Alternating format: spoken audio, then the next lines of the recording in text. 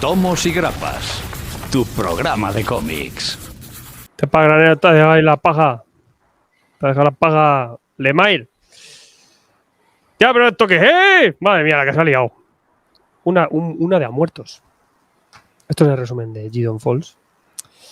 Que es lo rural, lo Cohen, el chico del pueblo, pero con un poco de paranoia, un poco de oscurantismo, asesinatos, thriller, género negro. Banda sonora de Dark, que aquí yo no la he visto, pero ahora me van a comentar un poco aquí los compañeros qué tiene que ver esto de Dark con Gideon Falls. No sé, había mucha similitud con una serie de televisión. Y dentro de lo que hay, una de las obras más, no sé si importantes, pero sí relevantes y populares de los últimos años, mientras ha estado publicando en esta colección que nos ha ido llegando aquí en España, en Astiberri. Estos 6 tomos ha sido una experiencia a nivel lector para muchos y, como decimos, una revolución a muchos niveles, porque no solo ha sido un éxito a nivel crítica, el seguimiento también ha sido siempre muy positivo, pero también a nivel ventas ha sido una locura. O sea, este cómic estamos hablando de un cómic que ha reventado en todos los récords posibles, ¿no? Éxito comercial y éxito lector. O sea que cuidado. Y veremos también con el paso del tiempo si esta obra se pondrá en aquellas a tener en cuenta, que recordaremos o no, eso lo veremos. Pero hoy tocaba, recién publicado y sacado del horno este tomo 6 y cerrada esta colección, teníamos muchas ganas de acabar. ¿Qué nos contaban aquí? Pues es una historia que aparentemente empieza sencilla y se va torciendo y se va volviendo cada vez más meta. Conceptos muy de cómic y que juega mucho también con la viñeta para hacer algo original y distinto. Y hoy veremos cuáles son las claves de esta serie, si realmente ha sido la conclusión satisfactoria para todos nosotros y qué es realmente lo que aporta Gideon Falls y hasta qué punto es una recomendación o no. Todo eso lo veremos un poco con todos los compañeros. Una serie que terror, conceptos locos, multiverso, cucarachas, el hombre que ríe. Vamos a tener ahí una versión extraña de Joker. Gente con mascarillas, gente prepandemia, que ya con la pandemia lo hemos normalizado, pero ya era una figura extraña. Este Norton, un tipo que estaba loco ahí, está loco y yendo a psiquiatra, y veía un granero negro, sobre todo esta figura, el granero negro, el granero de Jen Lemay, que en este momento se vuelve oscuro, se vuelve turbio y empieza a aparecer y a desaparecer, ¿no? Pues eso lo vamos a hablar hoy con un montón de gente que algunos de villa, rural o no, saben lo que es un granero de cerca, otros a lo mejor es un hórreo, pero todos tenemos en la mente esta historia que nos ha cautivado. Señor Joel Iglesias. Efectivamente, en mi cabeza, si yo hubiera escrito esto, sería un hórreo negro el que protagonizara esta historia. Pues la verdad es que Gideon Falls, mi sensación al menos es una serie que cuando arrancó muy fuerte, el boca a boca hizo mucho y que conforme ha avanzado el tiempo y se han ido publicando el resto de tomos, el éxito ha ido creciendo y creciendo tanto porque ha subido la popularidad de Jeff Lemire como la de Andrea Sorrentino y bueno, de este ni qué decir tiene, ¿no? Pero es un tándem, una pareja que funciona muy bien junta, que lo ha demostrado en varias ocasiones, en el Sonrisa Asesina, el Green Arrow, entre otras cosas. Y que por lo pronto, antes de meternos en spoiler ni en detalle ni nada, una serie que arranca con una premisa muy muy fuerte y que va desarrollando pues meramente, pues igual empieza a complicarse un poco, pero que mantiene un nivel de tensión y ese thriller psicológico que maneja también Lemire durante toda la obra, así que muy muy bien con Gideon Falls. La tensión, ¿eh? Sí. ¿Estás tenso tú leyendo el Gideon Falls? Joder, yo lo tuve ahí unos momentillos un poco turbios. ¿Lo leíste más del tirón o...? Sí, no, yo del tirón. Yo esperé, yo fui de los que esperó. Cuando se publicó el tomo 5, ahí me la cogí entera y al 6 pues lo leí pues de otra forma. Muchos viendo el ritmo de lectura, bueno, en mi caso, por ejemplo, lo aguantamos. El tercer tomo así dije, bueno, ya me voy a la recta final para entender un poquito más del todo, ¿no? Es que aquí entra mucho en juego el tema de que llega a ser un poco tan compleja en algunos momentos que o te la lees muy de seguido o puedes perder un poco el libro. De conceptos. Alberto Garrido. Bueno, pues yo soy el que se la ha leído de seguido, porque yo no me la había leído antes. Y estoy on fire que te cagas con esto, ¿eh? ¿Te ha gustado? Es que tiene todo lo que me gusta. O sea, tiene claro, o sea, tiene lemairismo que he aprendido a amarlo. O sea, el tema este de amar el campo es algo que yo no estaba muy acostumbrado y que ya gracias a Lemair me he acostumbrado. Tiene sorrentinismo, que también estamos bien. Tiene multiverso, tiene granja, tiene señores locos. Yo lo venía pensando antes, digo, joder, esta nos la hacemos de principio de temporada como si fuera un Morrison y también me cuela, ¿eh? Os tengo que decir que hay Morrisonadas aquí importantes. Así que, no sé, a mí me ha gustado, ya os digo, quizá para mí ha ganado el concepto de que me la he leído del tirón. O sea, pero del tirón, y además me la he estampado en 2 tardes. Entera. Tal cual. Se lee rápido también, el ritmo de lectura aquí es muy importante. pasapáginas. Es importante, pero también a nivel narrativo es que tiene un movimiento que creo que ahí es donde Sorrentino está todo el mundo flipado, ¿no? Una obra muy de Sorrentino también. En el momento en el que empieza a haber cosas raras, saltos y estas cosas, Sorrentino dice, vale, ya me he cansado de dibujar un puto pueblo paleta. Vamos ahora a dibujar algo un poquito diferente. Vamos con cucarachas. Carlos, buenas tardes. Buenas tardes. Y sumando a lo de Garrido, yo creo que además es que se le nota que coge Sorrentino y dice, es que ya me da igual tu guión de Mike. Me voy a poner a hacer páginas que me gusta a mí dibujar y ya está. Y ya luego sigo con tu guión, tranquilo. No te preocupes que lo termino, te lo juro. Pero se va a ver como en los guiones el propio Lemaitre dice, tú aquí haz lo que tú quieras, tú verás que tú ya vas con la automática y es espectacular. Javi Cano. Buenas. Pues yo desde un granero negro no, porque yo soy urbanita, estaré desde una habitación negra, porque otra cosa no puedo estar. Y bueno, bien, yo no estoy tan hype como de momento todos los que han hablado, pero porque yo soy un auténtico fan del género del terror y el folk horror y he leído a miles de Stephen King y el argumento, no, salvo cuando empieza a desvariar un poco, no me suena tan original como todo, me suena ya visto, leído, tiene muchas influencias de algunas novelas y sobre todo de Stephen King o en cine de David Lynch o incluso Twin Peaks toca algo por ese pueblo idealizado que luego no es todo tan normal como parece ver en la superficie o Blue Velvet, pero bien, es una lectura interesante. Sí, sobre todo Perdón, siguiendo un poco con lo que dice Javi, a mí esto me lo vendisteis como de terror. Y no es yo estoy más, yo estoy más en science fiction total, ¿eh? O sea, es una ciencia ficción tamizada de terror o escondida en terror. Con motitas. Sí, lo que se suele decir un terror psicológico, thriller psicológico, ¿no? Pero bueno, matiza, al final Gideon Falls es Gideon Falls. Y lo vamos a ver como dice Javi, arranca con ese terror clásico que hemos visto en muchas películas, ¿no? Que True Detective, por ejemplo, pues tienes ese rollo. Pero vamos a ver cómo se torna todo a otro tipo de lenguaje que además es muy propio del cómic. Multiverso, sí que en el momento que he hablado de multiverso. Jesús Merino, buenas tardes. No sé si entintaste tú no pude porque justo vino Dave Stewart y hubo ciertos problemillas, pero bueno, sigo con Carlos Pacheco por ahí. Nada, Sigmundus Creatus Est. Aquí venimos a hablar de Dark, de Gideon Falls. Me he vuelto a calzar la camisa de franela y muchas ganas de hablar de cucarachas, graneros negros y entornos rurales, cyberpunks, de todo. Y cabecicas raras, porque las portadas también tienen tener un apartado aquí. Juanjo Palacios. Muy buenas, pues aunque yo no soy muy fan de Lemaitre, me gusta, pero no soy tanto como otros que están por aquí. Realmente esta obra es la que más me ha llamado la atención de todo su catálogo, la que más me ha gustado. La he ido leyendo según se iba publicando, no del tirón. No sé si realmente gana de una manera o de otra. Y me parece un esfuerzo interesante. Antes ha dicho Javi, ha mencionado Twin Peaks, y efectivamente Lemaitre desde pequeño estaba obsesionado con esa serie. De hecho, estuvo esperando 20 años a ese revival que tuvo la serie y más o menos ha aparecido a la vez que Gideon Falls y tiene muchos elementos en común desde las obsesiones que ha volcado Lemaitre de Twin Peaks en esta serie son, evidentes. Así que vamos a ver qué más cosas le sacamos.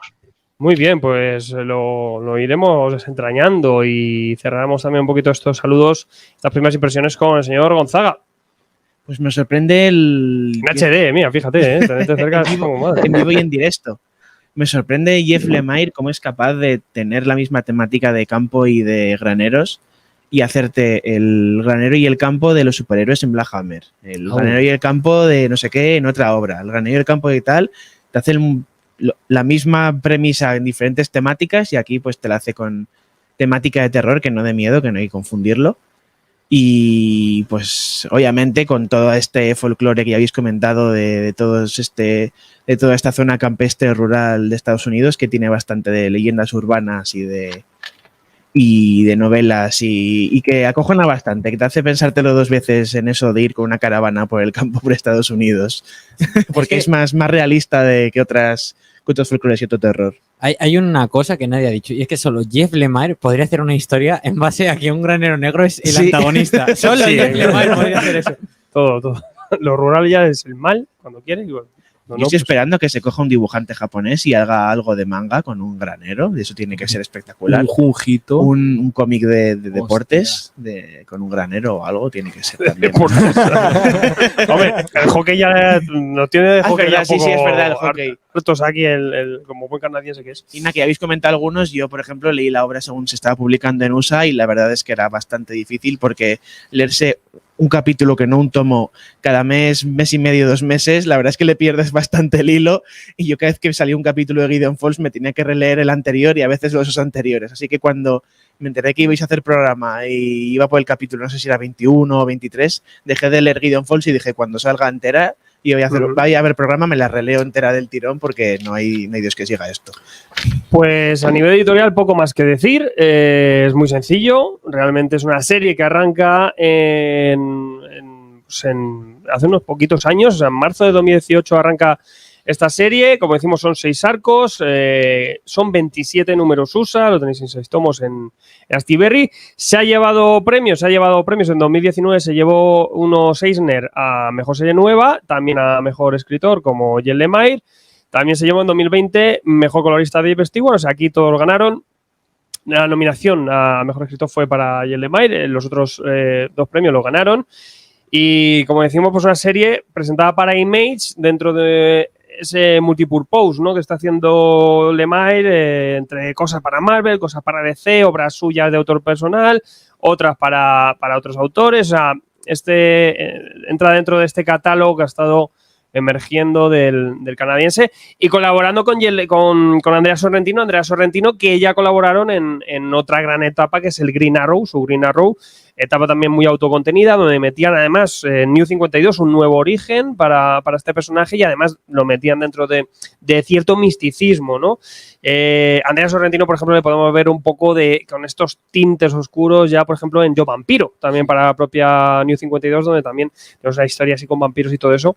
Y a nivel gráfico, pues ha ido evolucionando hasta, yo creo que muchos lo consideramos así, hasta esta obra que creo que ha eclosionado, que en Logan, en viejo Logan, ya estaba empleando muchas cosas y elementos que ya venían de adelante, pero esa progresión dentro de su forma de hacer los cómics, ¿no? Con esa fotorreferencia, ese hiperrealismo, esa forma de hacer collage, un poco de cartelería urbana, mezclarlo todo al servicio de la historieta. Aquí yo creo que explosiona, ¿no? Y también la obra vamos a ver cómo se impregna también de Sorrentino y es una obra que, aunque tiene cosas de Lemire que conjugan un poco esto, esa mirada y esa visión y esa mano que mete Sorrentino hace que esta obra sea lo que es, junto a un Dave Stewart, que poco más que decir, que siempre es uno, si no el mejor colorista del mundo, uno de los mejores. Y aquí pues sabe trabajar con este dibujo que además aquí es tan personal y tan peculiar, y que a nivel narrativo pues vamos a ver cómo explota. Gideon Falls, ¿de qué trata? ¿Qué granero negro hemos dicho aquí? Pueblos, locos, máscaras, cucarachas. Cuéntanos, te iba a decirle.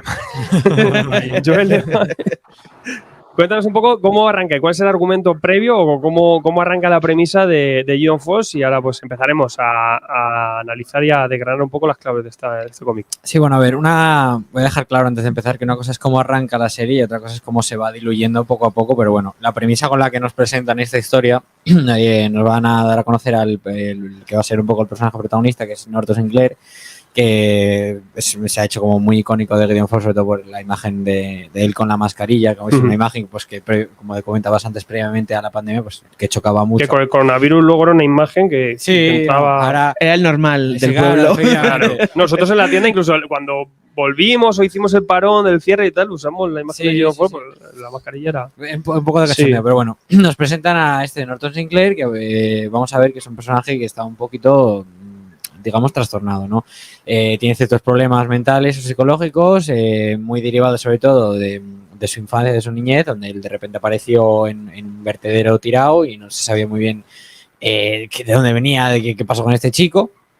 Y bueno, nos lo encontramos que tiene una especie de obsesión con rebuscar basura. Él como que percibe cosas que puede haber en la basura y empieza a recogerlas y a estudiarlas, él lo llama como sus muestras, de llevar ahí con su equipo, su bisturí y sus mierdas. Y luego pues en casa pues se monta ahí su laboratorio donde pues es el clásico paranoico máximo, ¿no? Tiene trampas por la casa, que si una estantería llena de los botecitos con las muestras que son clavos, cachos de madera, tal. Y que, bueno, pues como tiene pues, ciertos problemas mentales y que han sido constantes durante toda su vida, él va a terapia con la que es la doctora Sue, que esta doctora, pues como que es un poco escéptica al principio de cara a todo lo que le pasa a Norton, y como que dice, bueno, a ver, tú tienes problemas, intento que buscas en la basura por otras causas, pero es que resulta que Norton, pues parece que tiene ciertas percepciones de, pues como comentábamos antes de cachondeo, pues un granero negro que a él se le aparecían visiones, que en pesadillas cuando era niño, que él de repente tiene flashbacks y lo ve ahí presente delante de él. Pero que esta doctora pues parece que no está muy por la labor de hacerle mucho caso. Hasta que bueno, que de repente pues esta doctora en mitad de la calle pues que se le presenta nada más y nada menos que el granero negro. Y a raíz de aquí pues esta doctora al principio va a estar un poco más escéptica, pero luego ya va a ir teniendo pues otras experiencias paranormales, también con una especie de persona extraña, perturbadora, que se le aparece en los espejos reflejada y cosas así. Y conforme pues le van pasando muchas más cosas, empieza a dar un poco más de crédito a lo que le ocurre a Norton. Entonces, juntos se ponen un poco a investigar. Paralelamente a esta historia nos van a contar la historia del padre Fred, que es el padre Wilfred, que es un cura, que se presenta como nuevo cura en Gideon Falls. El Preacher. El Preacher, es el Preacher, efectivamente. Llega como nuevo cura porque se nos cuenta que el anterior murió en unas circunstancias muy extrañas. Y bueno, este cura al llegar al pueblo, pues se ve que lo primero que le ocurre, nada más llegar la primera noche, es que se le presenta el anterior cura que supuestamente estaba muerto en mitad de la habitación y echa a correr por la ventana, en lo que pues el padre Fred pues decide pues salir en su búsqueda y decir, a ver qué está pasando aquí, y jaja, ¿qué ha pasado? Jaja, no, ¿qué ha pasado? Total, que va corriendo por mitad del campo, además súper de coña porque va el padre ahí todo desnudo y de repente pues se le aparece también al padre el granero negro y se queda como todo flasheado. No puede ser. En lo que, pues además, en mitad del campo, cuando desaparece este granero, aparece muerta una señora que había recibido al padre al principio de la historia y que por lo tanto, pues cuando llega la policía y ve el percal, pues tampoco van a creer la historia que está contando el padre Fred. Ahí es donde entra un juego también Clara, que va a ser un personaje muy importante durante toda la historia, que es la comisaria de la policía, una policía de la comisaría, y que pues a raíz de ponerse a investigar un poco a ver este asesinato que ocurrió, pues deciden finalmente descartar un poco al padre Fred, porque bueno, luego como que empieza a cuadrar un poco más las cosas, aparece el cadáver del otro cura y tal. Y que pues se ve que esta Clara pues también tiene una especie de pasado oscuro relacionado con el tema del granero. Y que según pues, se va avanzando la historia nos vamos enterando que este granero negro parece que lleva muchísimos años por aquí dando por culo, que no es algo nuevo de ahora, sino que ya hay registros históricos de hace 100, 200, 300 años que este granero pues estaba causando ciertos estragos. Es la aparición campestre. Sí. Es una aparición, de verdad que siempre que aparece este granero negro hay desgracias, ¿no? Siempre acompaña algo. Comentan que, de hecho, que la primera vez que aparece el granero sucedieron como 13 asesinatos.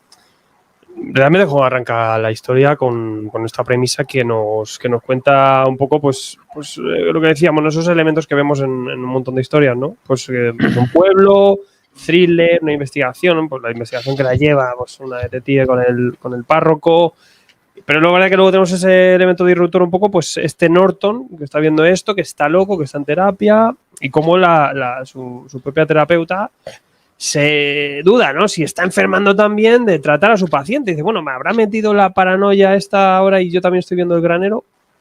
Un aspecto que yo ahora en la relectura me he percatado mucho más es que me da la sensación, he notado que todos los personajes protagonistas, en Norton, Fred, Clara, la doctora, el padre de la doctora, todos parecen estar muy trastornados. Y no trastornados en el sentido de pues, que se les va la cabeza, no, sino que tienen ciertos traumas del pasado y que parecen ser los más afectados por todo esto. Pero hay un personaje de Lemire que no esté trastornado. Esa es mi pregunta. Algunos no llevan trauma. Todo tiene que trastornarlos, queda así. Claro. Sí. Es un poco la esencia de Lemire también, que todo el mundo estamos trastornados. Sí, realmente no va a dejar detrás esta historia por muy sci-fi que se vuelva o tenga estos tintes de terror. No tiene, siempre tiene, y es que Lemire no puede soltar la mano a ese humanismo, dar esa profundidad a su personaje, darle un toque, como decir, de trauma, de pasado, de sus acciones, de también una progresión, un futuro que les espera. Y esta aventura, cómo les puede llegar a afectar, ¿no? O a hacerles crecer o superar todo esto que viene. Al principio no sabemos y luego poco a poco se va revelando estas cositas. Claro, es algo con lo que siempre juega Lemire, hacer pues personajes como más cercanos, hacer ambientes más cotidianos, y esto hace que él, por ejemplo, en lo que es este género de terror, pues juegue mucho a su favor, porque hace que el terror sea mucho más cercano, más allá de que sea un típico slasher o un ente muy sobrenatural, y por muy psicodélica que se ponga la obra más adelante, sigue siendo, pues como ya habéis dicho, un terror cercano de gente con sus problemas mentales, que pueden estar pues representadas, puede o no, en el granero, y cómo también les va atacando física y mentalmente, sobre todo este hombre que ríe. Y eso hace pues que esta obra pues se te meta dentro del cuerpo, que sea un terror. Hace, con esto que estás diciendo, me estoy dando cuenta de que hace personajes muy creíbles y que por lo tanto las reacciones que tienen en la historia sean muy creíbles. Javi. Nada, pero es que yo creo que Lemire vuelve a tocar la paleta de colores con las que él suele trabajar. Enfermedades mentales, remordimientos, secretos ocultos y la fe, que también la toca aquí bastante. Que es lo que él siempre remoza, ya sea en un género o en otro, pero todos los personajes están cortados de la misma pasta. Son personajes reales, pero todos arrastran algo por detrás. Todos tienen ese trauma que les ha hecho llevar una vida que a lo mejor no era la que ellos querían. Es muy Made in Lemire. Sí. La paleta de colores, ¿eh? Buena selección de palabras. Que estamos en radio, por favor. Efectivamente, ¿no? Pero yo a mí lo que me ha gustado de esta obra, quizá porque no me he metido tanto a Lemire en vena como algunos de vosotros en otros puntos, ¿no? Que ha habido incluso y que ha habido incluso obras de Lemire que yo pues como que no he disfrutado o no me han gustado como me ha podido gustar esta. Precisamente porque sí, vale, tenemos nuestro querido y estupendo granero, como todas las obras de Lemire, pero saliendo del granero hay mucho mundo. Y hay mucho. Voy a sonar Mariano Rajoy ahora. Hay mucho mundo y hay muchos mundos. Entonces. Muchos mundos son. Mundos son y mucho mundo hay, ¿no? Y me parece que la construcción de universo que hace aquí Lemire. Universos. No estoy. Fíjate, esto lo podríamos discutir después. Para mí no son universos. Bueno, claro, es universos. De acuerdo. Hay cositas. Juanjo. Sí, a ver, realmente toca todos estos temas habituales suyos, la religión, o sea, el propio Gideon yo creo que hace referencia un poco al Gedeón este de la Biblia, creo, de los jueces aquello, entonces lo vemos ahí, toda esa importancia de la fe, la soledad. Lemire siempre fue un tipo bastante solitario y eso lo ha ido volcando en sus obras, lo hemos visto también en Suitud, esos parajes, más allá de que sea un pueblo, en gran medida deshabitados. Y eso que aquí realmente nos estamos diciendo el pueblo, el no sé qué, el granero, pero efectivamente hay mucha ciudad. Realmente la mitad de la obra es ciudad, es el otro punto de conexión. Ya que en ese sentido, sí, toca alguno de esos temas, pero también explora algunos otros territorios nuevos para él. Sí. Y también un poco como fruto precisamente de tener ya un poco ya más trillados todos esos ambientes rurales en otras de sus obras. Y como decís, la obra arranca así con esta premisa, ¿no? Claro, el elemento más de ficción un poco es este granero negro. Entonces el gancho es ¿qué ocurre con el granero negro? El granero negro existe. Vamos a buscar la respuesta. Incluso no sabes bien por dónde puede tirar la obra al principio. Y dices, bueno, pues puede ser un thriller rural con estas partes y volverse un poco luego lo más cotidiano, ¿no? Incluso lo más realista posible, ¿no? Todo esto está jugando con la mente y todo eso. Pero realmente hay un punto de ruptura, creo que es el tomo 3, en el que todo se entorna en ciencia ficción. Además, se retuerce toda la historia. Se retuerce. Jugamos con la viñeta, además, a nivel narrativo para volvernos locos. Entramos, como decimos, a saber o a descubrir un poco qué hay en el granero negro. Y bueno, sí que aquí se introduce el tema del multiverso, de las realidades paralelas. O sea, tampoco es un poco abstracto, pero también esta obra juega con su propia clave de muchas cosas. Un plano también entre el bien y el mal, una especie de burbuja en la que poder entrar y salir, ¿no? Aquí realmente también es una lucha entre la fuerza del bien y el mal.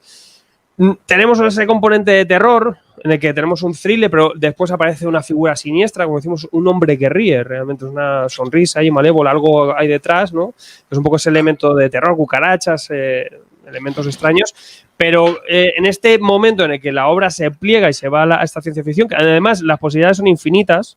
Y Lemay juega un poco con eso, como juega en Black Hammer también, que tiene ese derroche de imaginación que es más típico, a lo mejor, de un género de superhéroes y muy del lenguaje del cómic. Lo aprovechan y lo introducen aquí, además, para hacer algo suyo, con lo que venían arrastrando, para llevarlo a una aventura, como decimos, pues casi multiversal, pero que bueno, que iremos viendo, ¿no? Realmente. Donde estos personajes se ven metidos y además tendrán que luchar con esas fuerzas mientras resuelven toda esta cosa tan insólita, ¿no? Y tan paranormal. La obra aquí es donde coge remonta al vuelo y además, como decimos, al nivel lenguaje de cómic, explota. O sea, explota la obra. Y es donde quizá luego hay más chicha, no queremos meternos mucho en spoiler, pero sí que aquí es donde pues tenemos muchas cosas a tratar. Quizás este tomo condiciones, el número 3, sea un punto de ruptura, bueno, ¿qué coño? Es un punto de ruptura directo de lo que habían presentado en el 1 y el 2 y lo que vamos a tener después. Y creo que es aquí donde entran un poco las diversas opiniones que yo he escuchado acerca de Gideon Falls. Hay gente que le gusta muchísimo. Claro, de repente, a lo mejor una cosa costumbrista se le vuelve más morrisoniana. Claro. Porque, como hemos comentado, la obra abre con un thriller psicológico, muy el rollo, pues es un género slasher, asesinatos, tal. Y aquí, pues eso, nos meten todo el tema de la ciencia ficción. Sin embargo, te puede gustar más o menos, pero yo creo que la inclusión de estos conceptos se siente como muy natural, porque además aquí entra un poco en juego también todo esto que hemos comentado, un poco también de cachondeo, porque en cierta medida es muy real. Estas similitudes que nosotros hemos encontrado con Dark viene dada por las cosas que pasan en este tomo, cuando empiezas a ver personajes de cierto momento que luego te lo encuentras en otro momento que es más viejo y resulta que empiezas a hacer conexiones y empiezas a darte cuenta de que las cosas van paralelamente unas a otras, que un personaje está aquí y de repente está allí y te das cuenta de que estaba en el pasado. Todos estos conceptos, pese a que rompen totalmente el género de los primeros tomos, está metido con una maestría increíble. Sí, eso es lo que está diciendo yo. Yo, de hecho, le veo también ciertos tintes de lo que podría ser un terror existencial. En este momento en el que dividimos la creación entre el bien y el mal, algo parecido a las teorías de Lovecraft, de todo el tema de Cthulhu y eso. Pero las referencias a Dark, que justo la serie es anterior a la serie, son más que notables y eso es lo que hace que yo no pueda llegar a pensar en la existencia de un multiverso, sino de una serie de realidades articuladas a través de un punto, que es, como ellos mismos dicen, el centro. El nexo de unión. El nexo de unión.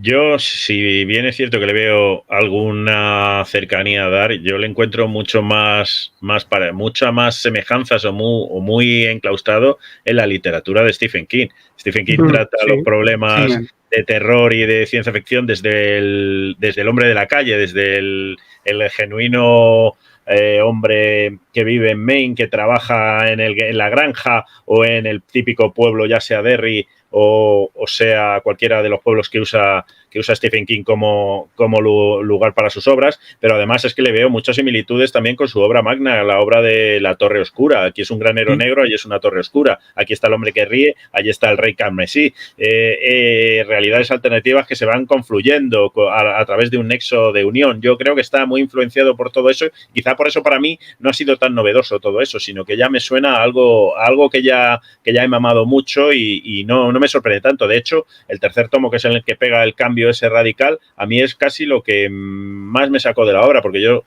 prefería el tono y el ambiente que estaba llevándose Lemire hasta ese momento. Yo sigo dando la turra con Twin Peaks, porque en Twin Peaks teníamos la habitación roja, que era un punto de unión entre una especie de la logia blanca, la logia negra, el bien y el mal, pero con distintas versiones de mismos personajes, buenos y malos. Es que es un calco de eso. Tenemos un punto de unión y de ese punto de unión versiones al lado del espejo, un reflejo más luminoso y más oscuro, pero incluso con los mismos personajes, y creando también pues esa confusión que metía David Lynch en la propia iconografía de Twin Peaks. Aquí lo trasladamos tal cual y se nota ahí la gran influencia de la serie en Lemire, porque es un calco en ese sentido, es el punto de partida, y ahí ya, bueno, lo van dando su toque y llevando a su terreno, pero el punto de partida clarísimo es ese. Yo esa lectura te la haría si me fijase o si solo valorase el contenido, porque realmente dices, ok, o sea, pero tiene sus conceptos propios, coge todo esto. Claro, por eso te digo que como punto de partida, claro. Esa transición de una cosa a otra sí que a lo mejor es el buen empleo que hacen, que no lo vemos en otros componentes, pero claro, si nos basamos en eso, bien, pero si nos fijamos o le damos el valor a cómo lo cuentan, a cómo utilizan el cómic para hacerlo, es donde creo que la obra explota, y a nivel lector, un lector de cómics, aunque a alguno le puede sonar más novedoso, otros menos, depende de, como decir, pues de consumo que hayan tenido, el nivel de lecturas, o el nivel de obras que hayan tirado de aquí, pues eso, como decís, Twin Peaks, Stephen King, la serie de Dark, un montón de historias, pero claro, cómo están utilizando el lenguaje del cómic para hacer algo así, yo creo que ahí es donde está lo novedoso, y además es un viaje incluso más que a nivel guiones, a nivel visual y narrativo, durante el resto de los tomos, que yo creo que ahí es donde tenemos una delicia de trabajo. Realmente, en cuanto a argumento, tampoco es que vaya buscando una novedad, pero sí la encuentro a nivel cómic. Y a ese nivel es donde yo creo que está ahora, es donde se está ganando o ha ganado a muchísimos lectores, ¿no? Sí, yo incluso diría que esos primeros 3 tomos son donde el Lemire se siente más cómodo, ahí haciendo desarrollo de personajes súper profundos, haciéndolos como a él le gusta, que te sientas muy identificado con ellos y esas cosas. Y luego los últimos 3 son más de Sorrentino, de Sorrentino volverse loco, ya está. Y yo creo que el Lemire hace eso también. El punto de ruptura del cable creo que también no solo en eso, la premisa inicial del guión, sino también el hecho de que en las 3 primeros básicamente no pasa nada, entre 200 comillas, pero que lo que quiero decir es que es más desarrollo de personajes y entenderlos y verlos cómo ellos influyen en las cosas, y luego los otros 3 ya es por la locura que ya ya os leéis o os habréis leído. Es que, por ejemplo, aquí estamos viendo una página y en el guión original, ¿no? Y la descripción del Lemire muchas veces son vagas, ¿eh? Aquí hay una pala y aquí pasa no sé qué, y luego ves el resultado y alucina. Realmente dice cómo Sorrentino saca de esto que te trae el Lemire, que conversaciones previas, cómo luego él lo plastifica a unos niveles que hace que el resultado sea otra cosa diferente. Página 29 dice, página completamente surrealista y alucinada. Cortamos debajo de la superficie del agua mientras ambos se hunden en la oscuridad. Bueno, le da una pequeña descripción de que, bueno, lo que vas a ver es un poco locura.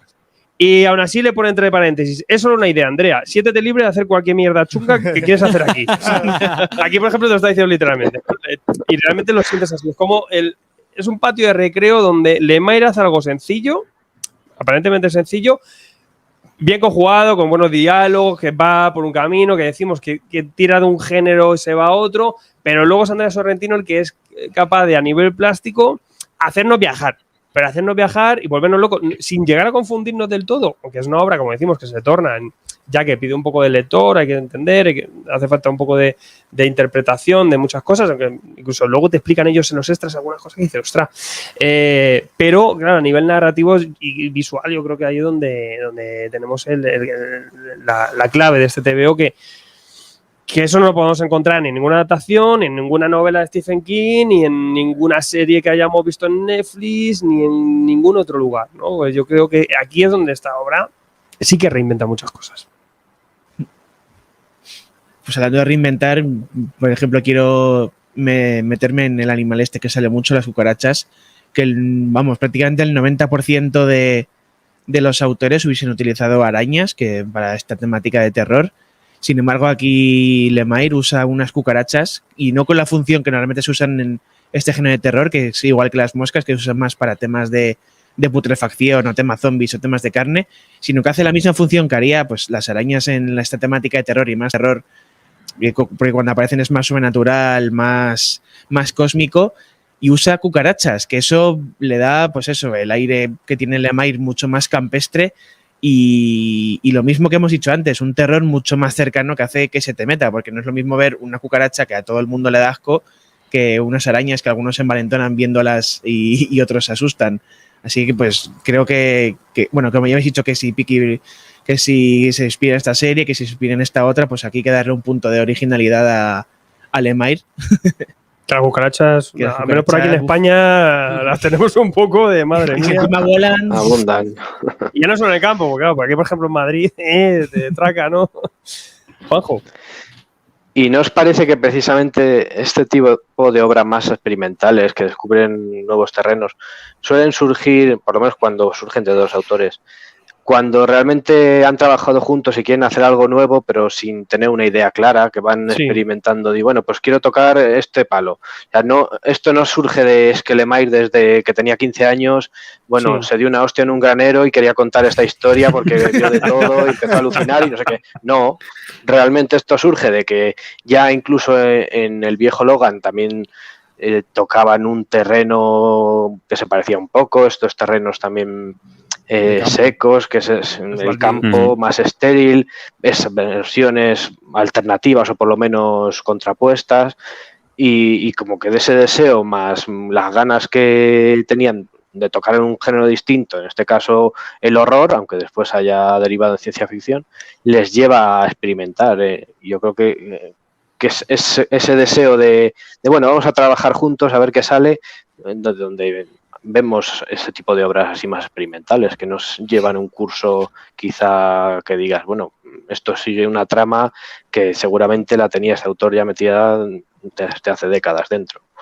Yo creo que sí, es lo que dices tú, es una libre expresión artística de dos autores que tienen mano libre y libertad total para hacer lo que quieren, y además aquí se lo pasa bien. El Sorrentino yo creo que se estaba estancando dentro del género de superhéroes, porque ya sabía un poco todo a lo de siempre, y le hacía falta algo así, le hacía falta algo, y además me imagino que querría hacer algo así, y pues se encarga de hacerlo con un amigo que además le deja hacer todo, pero que le marca una pauta, le marca unos diálogos que él como dibujante no llega, y consiguen hacer algo que en ese sentido es una conjunción perfecta entre dos personas que realmente ahí quieren expresarse con todas las ganas del mundo, y claro, yo creo que ahí es donde se ve esto. Y lo hacen incluso un poco utilizando el método Marvel en ese sentido. Te paso el guión, después añado los diálogos.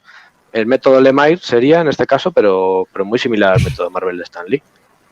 De hecho, lo que mencionas de Sorrentino, yo creo que ya se veía un poco en Green Arrow, ¿no? O sea, a mí Green Arrow me gusta el estilo que tiene, pero me parece, por ejemplo, mucho más fresco en el viejo Logan, el tema de cómo lo hace él, ¿no? Entonces, el hecho de poder, esto es algo que siempre mencionamos cuando hablamos de tándems creativos, ¿no? El tema de decir, cuando tú estás cómodo con la persona con la que trabajas, cuando hay una colaboración real, que eso es algo que normalmente los autores no tienen en las dos grandes. De hecho, casi toda la información suele pasar el filtro del editor, ¿no? O sea, yo guionista, le envío el guión al editor, el editor se lo envía al dibujante y el editor, digamos, es el que recibe los feedbacks de ambos lados y decide para dónde juega la pelota, si ponerlo para otro, ¿no? Y sin embargo aquí no. Aquí lo que tenemos es una colaboración absolutamente directa entre dos autores que lo que provoca precisamente son estas páginas absolutamente locas. Es que yo creo que es la expresión de... hay que entender ese concepto que yo, por ejemplo, hace poquito lo explicaba en YouTube, de esa concepción, dibujante de cómics. Hay dibujante de cómics, hay dibujante de cómics. Y luego hay otros que son narradores gráficos. Que todos lo son, pero otros a unos niveles, y sobre todo en el cómic americano, porque esto es más del cómic americano, cuando eso pasa, tenemos una obra más trascendental. Y ahí tenemos a un Walta, tenemos a un David Aja, tenemos aquí a un David Sorrentino, tenemos a un Mitch Gerads, tenemos gente que... O un Jorge Fornés, por ejemplo, que le da un punto más al guión. Le da no es una mera ejecución de lo que tiene en la cabeza más cuadriculado, mejor un guionista y lo pongo en imágenes y que tenga un sentido y que tenga una coherencia gráfica, sino que además meto más y hago que la obra, pues como decíais, sea una simbiosis y un verdadero diálogo entre guionista y dibujante, que además se entiendan y que consigan hacer una cosa a favor de obra, y una obra a lo mejor más libre como esta, que te puede girar en varias direcciones. De hecho, Gideon Falls en principio iba a cerrar antes, ¿no? Todo el mundo decía no estamos mal, y se nota porque hay el penúltimo arco es más un poco patio de recreo, donde tenemos diferentes situaciones en diferentes tiempos, y ahí, por ejemplo, se toman un descanso pero para divertirse los autores, para tocar un montón de géneros, ¿no? Eso se nota, como esta obra es un patio de recreo y cómo estos autores van trabajando sobre la marcha sabiendo en qué dirección más o menos quieren ir. Os voy a quitar la razón porque definitivamente es la sensación que yo también tengo. Sin embargo, he de decir que si habéis releído más o menos la obra completa recientemente, después de la primera lectura, yo he notado que hay ciertas cosas que estaban muy planeadas desde el principio. Quiero decir, a nivel guión, Jeff Lemire tenía que tener muy claro cómo trabajar y cómo estudiar todo este tema que hemos comentado un poco por encima de los multiversos y cómo iba a funcionar y cómo iba a evolucionar y por dónde iban a ir las cosas. Y coño, más o menos, ya en el último tomo, que tiene algunos extras, pues tiene ahí sus apuntes de, pues mira, el granero funciona de la siguiente manera, el multiverso funciona así y tal. Entonces, pues sí que se nota pues ese patio de recreo, esa vamos a divertirnos y a pasárnoslo bien, que oye, que siempre está muy bien, que le lo dijeron Brubaker y Sean Phillips haciendo Fatale, que la obra iba a durar X, pero que hicieron mal porque se lo estaban pasando tan de puta madre que dijeron, oye, vamos para tal. Entonces, pues oye, que muy bien también que los autores pues tengan ese frente espacio. A eso, sí.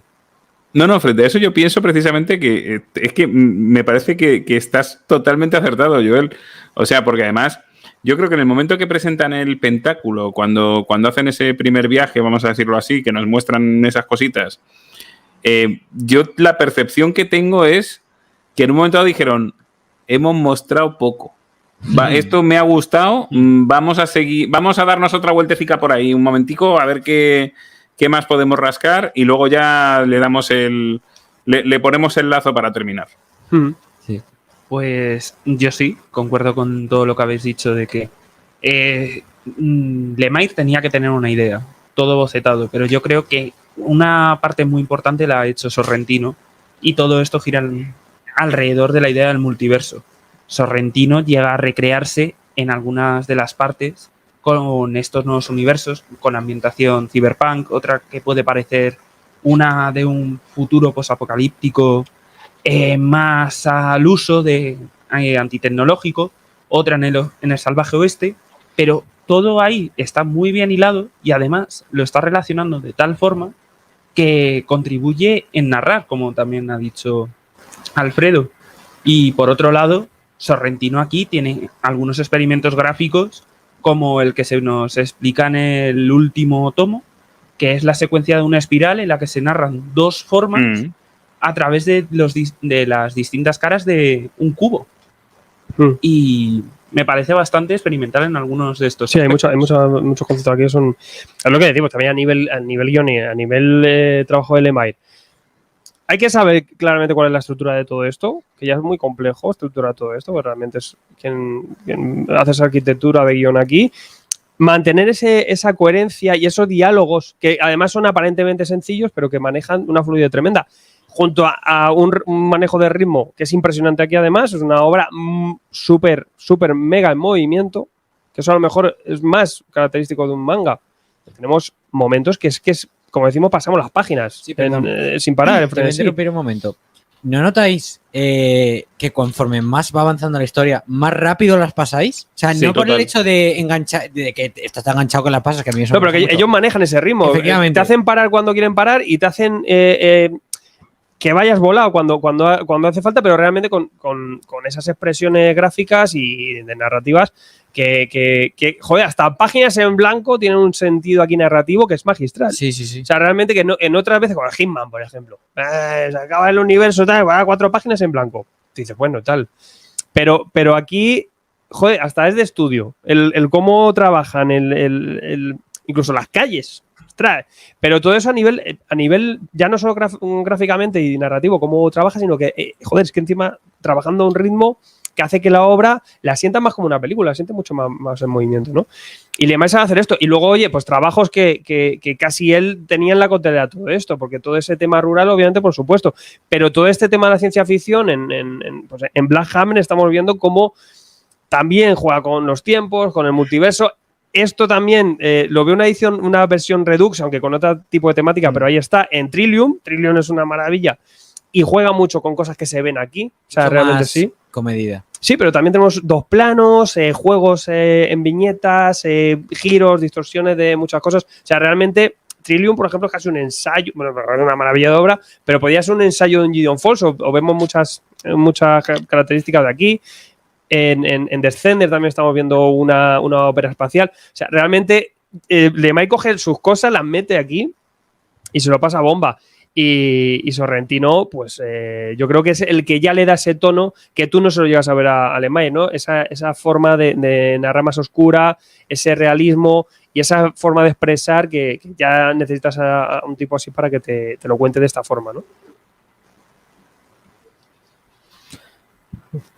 Que yo estoy de acuerdo en Joel lo que ha dicho de la velocidad y creo que se debe también un poco a que los primeros, igual que he dicho antes, que era como desarrollo de personajes, creo que los primeros son más clásicos, son 3 tomos más clásicos en cuanto a la velocidad de lectura más normal, lo que estamos acostumbrados, y en cuanto llega a la ciencia ficción, como que todo se vuelve más loco, incluido el guión, o sea, incluido la lectura del guión, quiero decir, ya deja de haber hay muchos paneles de texto que ya dejan de existir. Ya es más, te lo voy contando narrativamente, como bien hace Sorrentino, que por eso por lo que está maravillado. Y así, semi cambiando de tema un poquito, me gustaría reducir el importante trabajo que no hemos hablado de él todavía, prácticamente, que es de Stewart. Sí, bueno, pero no te preocupes que vamos a ir a dibujo. Luego vamos después. No se preocupe, Luego me chapo la boquita tranquilamente. Fíjate que falta Juanjo por aquí. Juanjo. No, sí, a ver, luego lo comentaremos más en detalle en el dibujo, pero efectivamente el ritmo además yo creo que también va cambiando según donde nos encontremos. Si estamos en esa ciudad que, bueno, lo iba a contar luego, pero casi lo digo. Es como si fuese un poco una Londres post-Brexit, así un poco hecha mierda, con esa lluvia constante, así de agobiante, con planos más cercanos, todo mucho más opresivo y quizá pues con más diálogo, con un ritmo un poquito más así acelerado. Y en cambio después en el pueblo todo es más amplio, viñetas más amplias, una iluminación más, quizá incluso crepuscular, así muy amarillenta, un ritmo más pausado, se toma en otro tiempo. Lo que pasa es que llega un momento que parece que todo esto se entremezcla y efectivamente ya en los últimos tomos se acelera hasta donde estés, pero como que al principio sí que parece que hay esa diferenciación también de ritmo según donde estemos. Pues fíjate, en esto del ritmo me remito al penúltimo tomo, en la parte en la que los universos se empiezan a colisionar, por así decirlo, en el que cada terremoto supone una onda expansiva que hace que retumben todo y parecen golpes de tambor que hace que se sacuda todo y se nota bastante la narrativa porque encontramos secuencias en las que las caras de 2 personajes se ambientan en los distintos espacios, También, por ejemplo, en el último tomo, en esta, volviendo al tema de la dicotomía del bien y del mal y la creación de este universo que han creado Lemire y Sorrentino, la sensación de profundizar a través del agua y ver que la inversión de los planos, que incluso nos puede recordar al mundo del revés de Stranger Things, o la creación de ciertos entes, como por ejemplo los ángeles son ballenas, me parece bastante interesante, o cómo se ilustra aquí la destrucción del tiempo como si fuese un reloj de arena. Sí, que juega con un montón de conceptos aquí que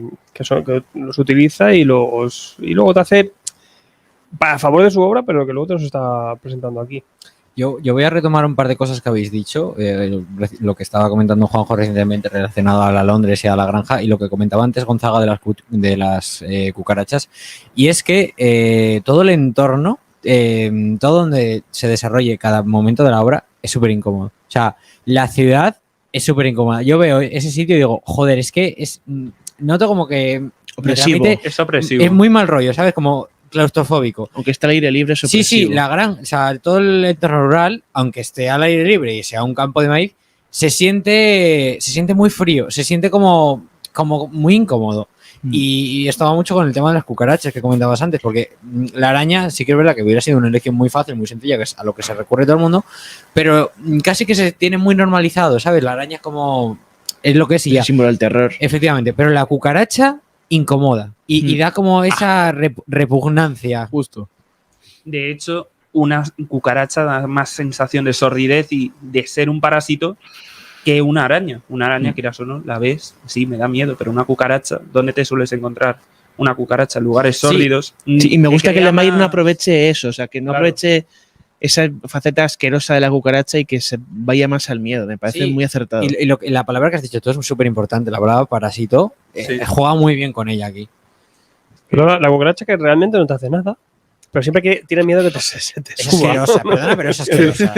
Yo siempre digo que la clave es que brilla. Porque si no brillase, pues sería un escarabajo y diría que mono, mira, le ha dado una pelotica, ¿no? Pero como brillan las asquerosas, como decita mía, ¿no? Eso Y es que una tienen cosa. distintas formas. Es que esa es la historia. Y otras Es vuelan, que son las jodidas, claro, que vuelan. Claro, que la cucaracha esta americana no es la que tenemos aquí, amigos, que yo he visto una de esas en Nueva York y ese bicho da miedo. Estas te zampan una tortilla entera. Va relacionado un poco con el antagonista, ¿no? Este hombre que ríe, esta figura. Bueno, ¿Qué os parece un poco este El personaje? parásito. O sea, Claro, es que es el la parásito. palabra me ha parecido increíble. Me flipa ese personaje, en serio. Sí, Me la flipa verdad, ese ahí yo personaje. creo que es el componente de terror, que sí que es un elemento turbio y... Ya, está, Y está lo guapo que- el Joker, ¿eh? Pero no es al principio es como una especie de It que tiene que como que reencarnarse en este mundo y luego ya evoluciona a, no voy a decir lo que hace, para que tengas miedo y eso, y que no sepas por dónde ni cómo te puede aparecer ese miedo que tiene la gente y cómo va ahí. Me recuerda a otro personaje, no voy a decirlo por spoilers, pero me recuerda a otros personajes que aparecen en otra saga, que es... va a salir- Me has dejado contradicido. Sí, a mí también. Vale, me recuerda mucho a los agentes de Matrix, Ah, sí. por lo que hace, porque es que además eso puede ir yendo de persona a persona y les deja loquísimos, porque no son conscientes de lo que hacen y cómo les manipula simplemente pues, o dándoles más hambre o dándoles un poquito más, y cómo consigue eso, que las personas saquen a relucir su peor faceta y dan y llenan a todos los que tienen alrededor para que el hombre que ríe pues consiga sus fines. Me parece, pues eso, un ente sobrenatural que hace lo justo sobrenatural para que te dé miedo, porque sabes que a una persona que de repente se le va un poco la pinza puede hacerte exactamente lo mismo que cuando le ha poseído el hombre que ríe. Que ahí, Suena a chiste, pero esto de que se Sí, llame el hombre de que ríe y que te lleve a tener un mal día para que la Sí. líes parda, madre Claro. mía. Yo Antes, también. No, habla. yo antes tenía una conversación con Izquierdo cuando estaba por aquí, en la que hemos establecido un paralelismo más que acertado con este hombre que ríe, que es Nikola Tesla.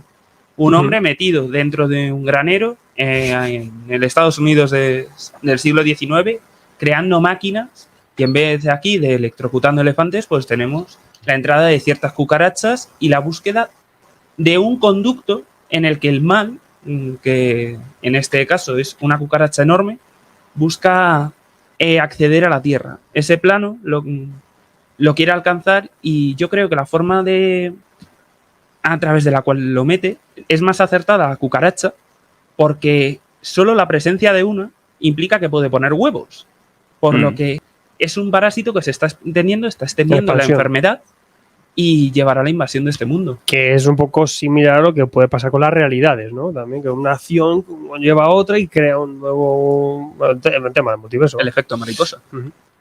Yo a este tipejo le veo también bastantes puntos en común con el gato de Cheshire, que en el famoso cuento de Alicia de repente aparecía por ahí, le daba por el culo a Alicia porque la decía 4 tonterías que la dejaba así confundida, y aquí también crea esa confusión a los personajes, contribuye a volverles locos, ya como si les hiciese muy falta ya de por sí.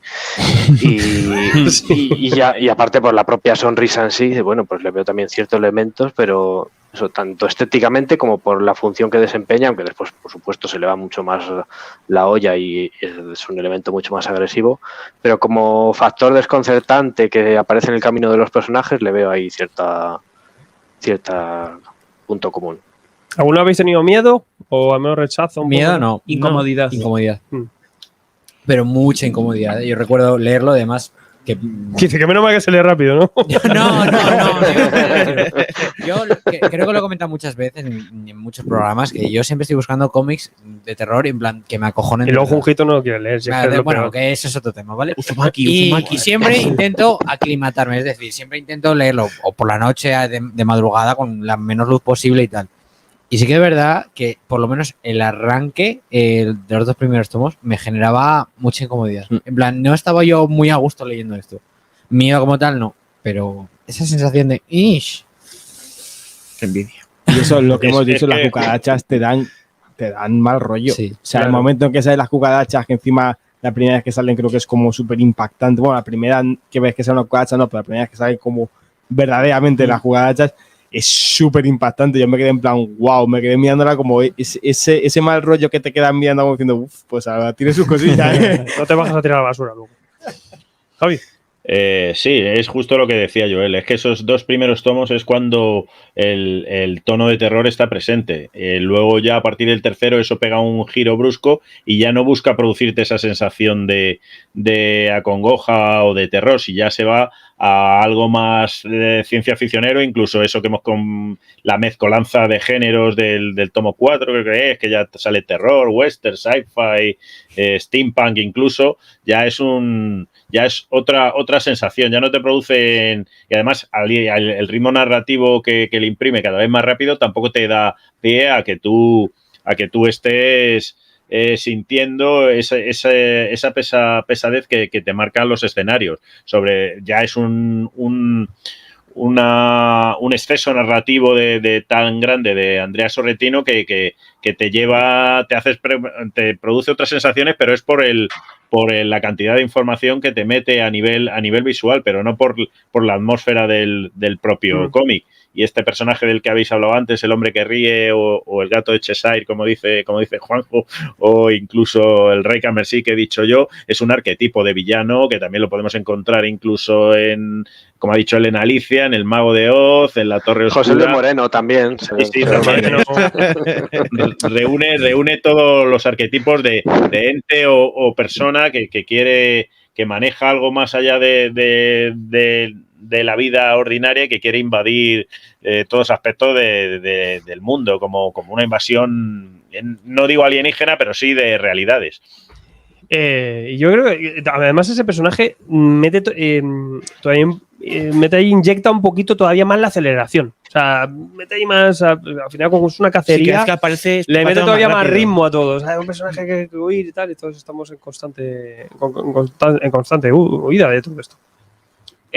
Pues sí, de hecho, los 2-3 primeros tomos es más una sensación de aprensión, de incomodidad, pero una vez ya entramos en el tema de la ciencia ficción y la profundización en el multiverso, cuando empieza a jugar ya con la dicotomía bien, mal, la creación, yo creo que ya más están intentando jugar con el terror existencial de decir, nosotros, ¿por qué estamos aquí? Si existe este bien y este mal, ¿nosotros de dónde venimos? Me parece como jugar con distintos elementos, como ya hemos dicho, que hemos podido ver en Alicia, en la Torre Oscura, etc. Norton, su psiquiatra, el cura, la poli. ¿Con qué personaje os quedáis? Parece el inicio Con de un el chiste, hombre, ¿eh? Sí. ¿Con qué personaje os quedáis un poquito más? Yo con el hombre que ríe. Sí. De aquí de calle. ¿Cómo no? Pues yo creo que me gustó mucho Clara, o sea, la policía.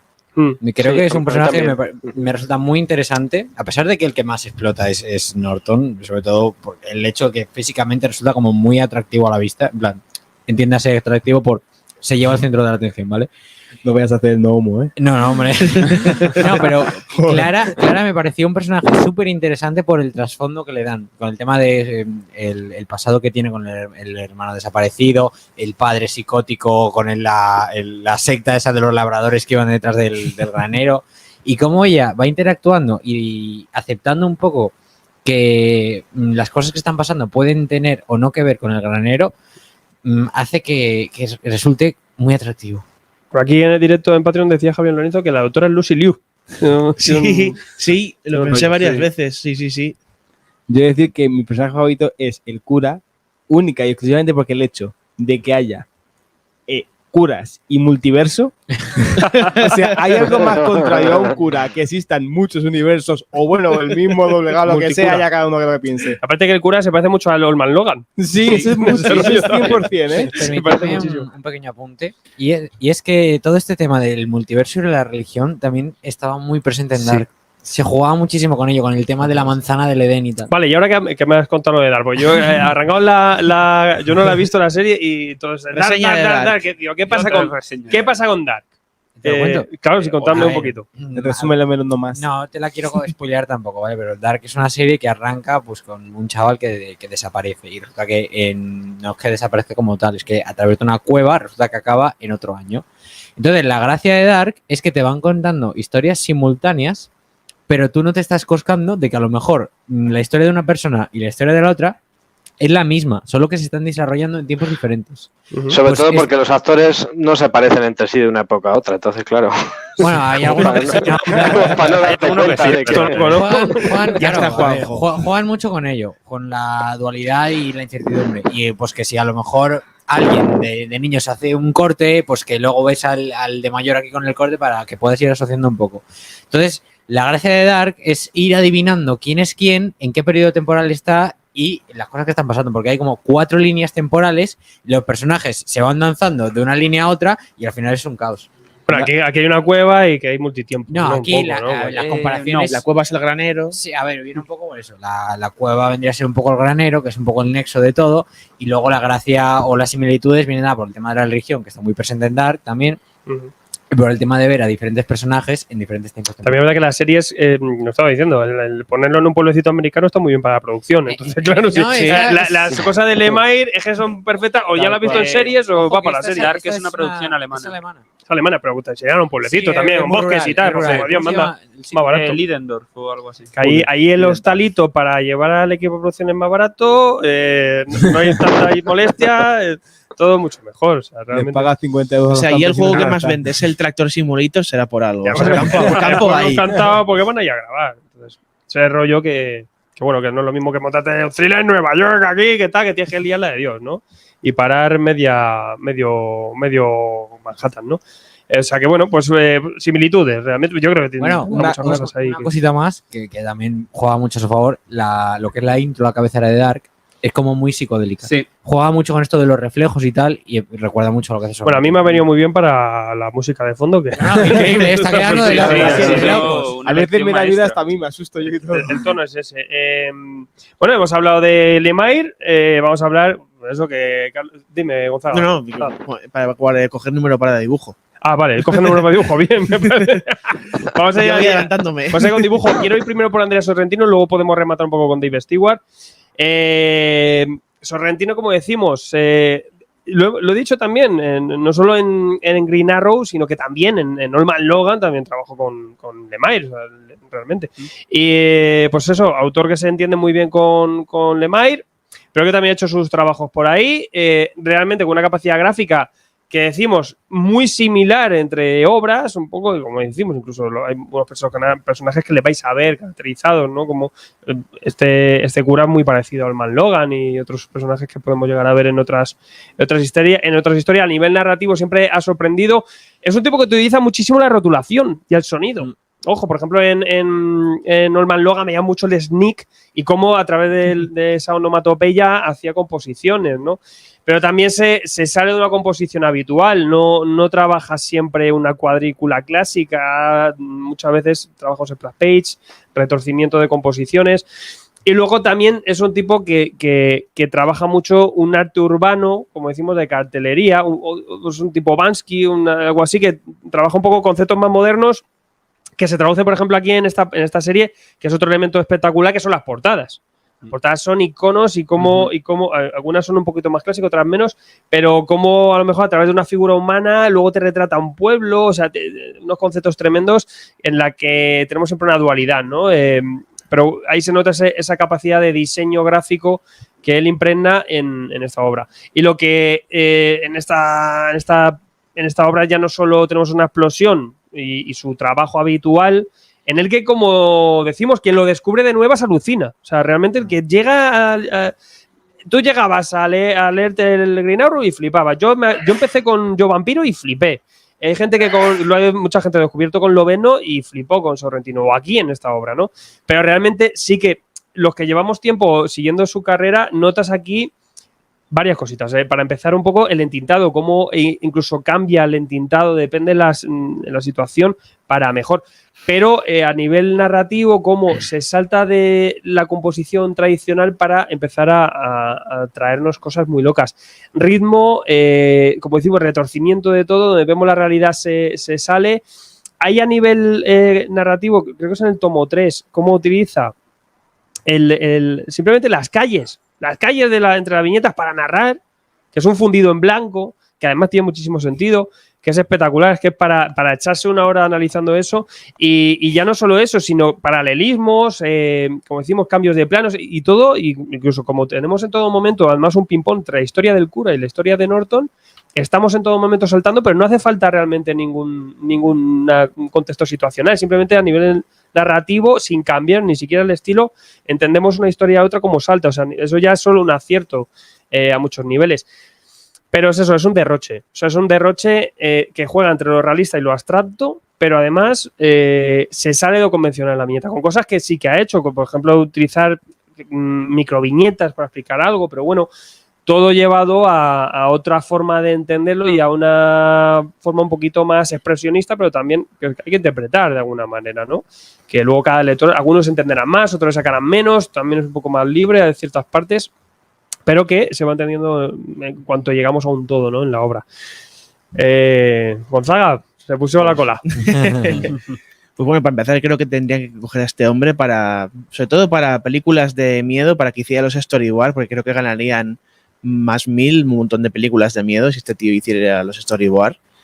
Y me remonto a lo que he dicho al principio de que dejé de leer Gideon Falls cuando salía en USA allá por el número 21, 23, y eso es estrictamente eso, dejé de leer, porque lo que no podía dejar era de ver los dibujos de este hombre, porque aunque a riesgo de hacerme spoiler, pues a que dudo, porque es todo muy caótico, sobre todo al final, yo quería ver los dibujos y cómo se descocaba en cada página, porque ya no solo es a nivel más artístico, más a nivel de ilustración, cómo capta las perspectivas, cómo capta qué poner en cada viñeta, cómo coger lo que sería en película de tiros de cámara perfectos para causar la máxima expresión, es lo que más, impresión, perdón, es lo que ha comentado Alfred, cómo el tío juega con la composición de viñetas, cómo hace lo que quiere y consigue lo que quiere, como por ejemplo, pues ahí en Green Arrow jugaba con lo que sería apuntar y cómo es los puntos de vista de cada uno, y para enfatizar más en este sentido de que cada uno apunta, o cómo jugaba con cada vez que aparecía Vértigo, que todo era una locura, el Conde Vértigo que era una locura. Pues aquí lo mismo, al principio a lo mejor te juega tirando más de reflejos de espejos, de cristales rotos o de diferentes puntos de vista, porque cuando es al principio de la obra, los 3 primeros tomos un poquito más así, más con los pies en la tierra, pero luego como está completamente desbocado en los últimos tomos con los multiversos y y estos, cómo te junta estas perspectivas tan buenas que hace con estos experimentos que hace con viñetas, cómo te junta estas cosas que también hace para hacer esas splash pages que son pues para tener, yo pondría alguno de esos aquí enmarcado porque es completamente espectacular. Yo lo comenté cuando traje a novedades el Joker Sonrisa Asesina también de Lemay Sorrentino. Que esa, por ejemplo, es muy sencilla y el espectáculo es Ojo, también el arte. Es que ahí voy. Es que Sorrentino ahí se lucía mucho porque jugaba mucho con el tema de la locura y tal, y como el protagonista iba cayendo en la locura. Y es que era Sorrentino el que se llevaba el personaje a la locura en base a la composición que hacía. Y aquí jugamos un poco lo mismo.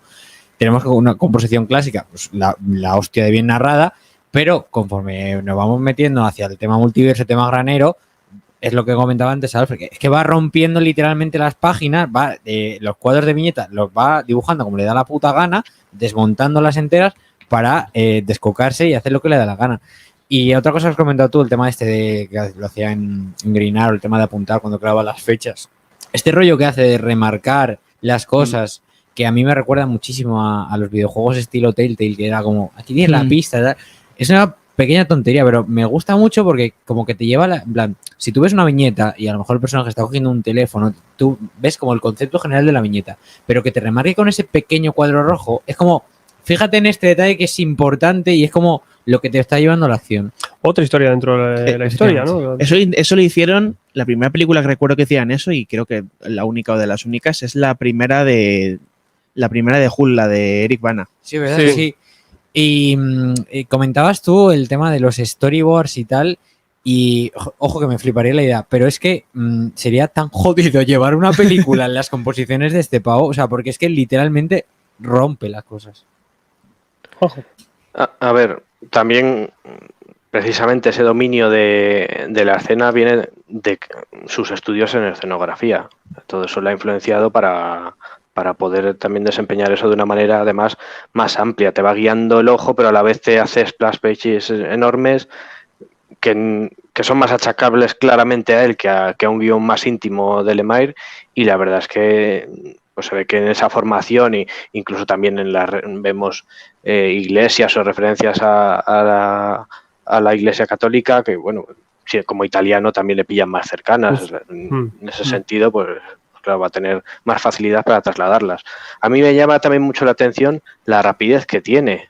O sea, por mucho que trabaje en digital, que siempre te da cierta rapidez más, además para todos estos juegos que él introduce, vamos, es una herramienta imprescindible, pero por lo que he estado viendo, él tiene una disciplina muy clara, tiene que hacer una página al día, trabaja de lunes a viernes, y si por lo que sea no puede de lunes a viernes, lo recupera después en el fin de semana o en tiempos que hubiese tenido libres. Claro, eso explica por qué tiene una producción también tan abultada. Ha estado simultaneando esto con Sonrisa Asesina. Según termina esto, ya está estrenando la nueva serie con Lemire, la de Primordial, y también está con Batman el Impostor. Es decir, normalmente está como con 2 series a la vez. Ya dices, joder, eso es mínimo, te produce 20 páginas al mes con pero esa también, disciplina que tiene. También o sea, porque su trabajo es más de collage un poco y de tratamiento, porque es fotorreferencia, realmente es más de fotografía. Incluso sí, aquí, bueno, pero también el pensar esas ideas. Sí, y demás si es que lo que te digo, al final que, igual de laborioso o más puede llegar a ser, y al final es como cuentas la historia, ¿no? Un poco lo que tú emplees a nivel práctico ya. Ahí hay libertad, por supuesto. Que es de admirar eso, que le dé tiempo a pensarlo y a ejecutarlo. Pero es verdad que yo me acuerdo de reírnos, ¿no? Con el primer tomo, donde, pues eso ya, Sorrentino llevaba quizá, a lo mejor, claro, tantos números en Logan, pues a lo mejor ya le veías un poco espectacular, pero estancado, ¿no? Un poco. Y decías, joder, aquí en Titanfall, pues, ¿cuál es la novedad? Pues que hacía ojos de pez. Y tú dices, joder, da ojos de pez y le da la vuelta a la viñeta como si estuviera mirando por la mirilla de una puerta. Pero te calla la boca en cuanto empieza a reventar y a explotar cuando avanza la trama, y ahí ya dices, venga, aquí sí.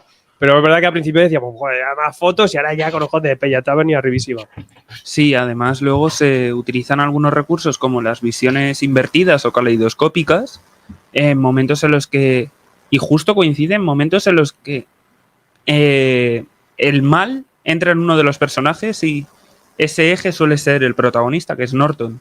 Y luego, además, a mí de Sorrentino me gustaría recalcar su labor como portadista de la serie, donde aunque todas las portadas giran alrededor de cabezas, la forma a través de las cuales trabaja estas me han parecido magistrales, desde las primeras del primer tomo, en las que recrea estas cabezas a través de los planos de las ciudades, donde podremos ver la creación de los rostros a través de la forma de la bahía, o en mi caso las portadas del quinto tomo, en las que la parte superior de la cabeza son ciudades, y me ha parecido como que no quieren una portada tan espectacular que ya hemos podido ver en 20.000 cómics, donde Spider-Man aparece muriendo a manos del Duende Verde, sino jugar algo más con algo más vanguardista, por así Sí, ¿no? Y decirlo. además es característico, marca de la casa Sí. aquí, ¿no? Que es...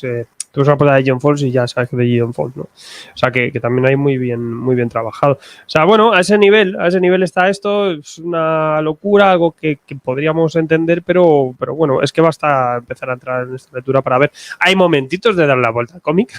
La gente muchas veces pasa esto y empiezan a preguntar, ¿pero mi cómic está mal? No, hombre, léelo. Por lo ya menos no verás hay que sí. ponerlo en un espejo para leerlo, como Sí, no, otros. hombre, es que hay cosas muy locas, pero aquí, bueno, yo en algún momento ahí. Es verdad que a mí siempre me pasa, me saca un poco porque de repente no sabes si tienes que leerlo como un manga. Pues a lo mejor estamos acostumbrados a leer un manga y empiezas a leer los bocadillas al revés, no sabes bien si pasa de la página izquierda a derecha, izquierda. O sea, te vuelves un poco loco, pero bueno, tiene sentido ahí en ese momento y bien, pero también hasta eso, ¿no? Tiene Gideon Falls a nivel, es un espectáculo. Bueno, sí que hay un momento que yo me rayé un poquito que había una gilipollez, pero venía una viñeta de salía ambulancia y lo típico que ponía ambulance, pero está al revés. Y yo decía, claro, esto para que cuando tú lo veas en el coche, en el espejo, claro, porque tú veas ambulancia, lo lees bien.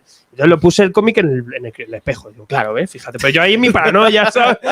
Ojo, Pero ya porque decía, ¿Qué quiere fatal. decir me ambulancia? parece el cómic que pedía hacer eso. ¿eh? Sí, pedía es que hacer dice cosas ahí, para ponerlo en el póntelo espejo para en el leerlo. Y espejo, me hubiera una encantado. gafa de leer tumbado o algo así. Gafas 3D Tú imagínate, también, te nos volvemos locos. Sí, hay momentos en los que sí. Y tenemos a color a Dave Stewart, multipremiado, mejor colorista del mundo, Sí. al menos en el cómic americano. Pues podía ser. Sí. Le falta hacer acuarelas para ya que sea la hostia. Y bueno, pero sobre todo, ¿por qué es bueno Dave Stewart? ¿Por qué puede ser tan bueno? Porque sabe ir al artista, darle el color que necesita y ya no solo es el de la obra. ¿Qué hace aquí Dave Stewart? Pues es un color sencillo, aparentemente, pero por ejemplo, las texturas son esa típica textura de degradación o de baja resolución de fotografía. En los cielos lo veis, o cuando queremos meter textura en una foto. Y eso que está haciendo, pues complementar a ese fotorrealismo, esa referencia fotográfica que hace Sorrentino. Por lo tanto, se nota más y aporta más a ese realismo visual que te quiere llegar a dar. Pero luego también está, la clave aquí es en la paleta de color, donde tenemos tonos fríos en todo momento, son todos tonos fríos, y luego siempre estamos jugando con el rojo. Un rojo ahí que está hecho para los villanos, para momentos un poquito más que queramos crear ciertas sensaciones, que a nivel narrativo estamos trabajando con otro tipo de conceptos, y donde con una cosa sencilla aporta y suma sin llegar a distorsionar esa narrativa que hace falta, pero está en todo momento dándonos una atmósfera narrativa súper mega necesaria, donde además, pues eso, deja mucha manga a Sorrentino, que aquí lo está dando todo. ¿Qué opináis de Bueno, este color? yo creo que el color es la parte fundamental de lo que yo me refería antes con la ambientación. Es decir, que yo vea el granero o la ciudad y me resulte incómodo, viene dado por el ambiente creado por el color, por el tipo de marrón sucio que utiliza para los cielos. Sí, porque en ningún momento es totalmente de día o totalmente de noche. Siempre Efectivamente. está como amaneciendo, anocheciendo. Incluso el tiempo rojo mierda. El tiempo Incluso el mierda. rojo este que ha comentado Alfred, cuando aparecen villanos o hay más multiverso, hay mucho mal, es más que un rojo infierno, es casi más un rojo atardecer. O sea, no es completamente... Es un rojo atardecer muy intenso, pero se asemeja más a eso. Luego ya, claro, hay viñetas en las que pues te quieren transmitir ya más impresión y ya simplemente es negro y un rojo muy intenso y ahí ya, bueno, es otra cosa. Pero nunca es eso, siempre es el día intermedio, es amanecer, atardecer, días apagados. el nublado este que te levantas y dices, está nublado, estoy de mal humor. Sobre todo también ese color que recae de Investigar el saber dónde estamos en todo momento. Si estamos ahora con Norton, si estamos con el cura, si estamos atrás en el tiempo, si estamos en otro lado. Lo está marcado todo el rato. Investigar te lo deja muy claro en la. Sí, es que eso es súper cinematográfico. O sea, Eso la hostia de cinematográfico. Eso te sitúa completamente en donde estás.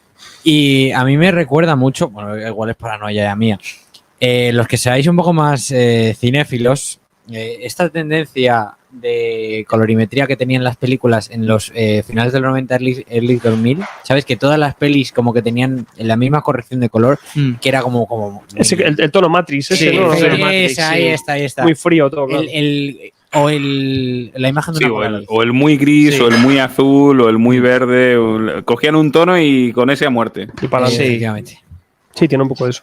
Pero la obra es, yo creo, lo que necesita. Realmente es un ambiente triste, apagado y tampoco sabemos bien dónde estamos. Es atemporal esto, no sabemos bien. Bueno, pues por ahí ese colorinchi. Yo quiero saber, porque esta obra, como decimos, es un éxito. Ha sido un éxito a muchos niveles. El final, sin hablar de él, ¿es satisfactorio para vosotros? ¿Os habéis quedado bien? Sí. ¿Os ha gustado? Opiniones encontradas. Sí. A mí me ha gustado, y es verdad que, Javi, a mí me gustaría ver una versión más realista, un poco más de thriller en el pueblo. Director's Cut. Y que están todos locos. Yo y que creo que es aquí donde partimos las opiniones, porque hasta ahora hemos estado más o menos de acuerdo, pero yo creo que aquí es el punto conflictivo. Porque yo también soy muy partidario, o sea, ojo que a mí la obra me ha gustado mucho, más allá de que al final, pues bueno, no era lo que yo me esperaba, pero me ha cumplido, vamos a dejarlo, me ha cumplido, ni me gusta ni me disgusta, me ha cumplido. Sí que me hubiera gustado que la obra siguiera por el ritmo y el tono de los primeros tomos. Ese thriller rural más psicológico, más allá de la ciencia ficción descocada de Sorrentino. Igualmente, yo estoy muy contento con la obra.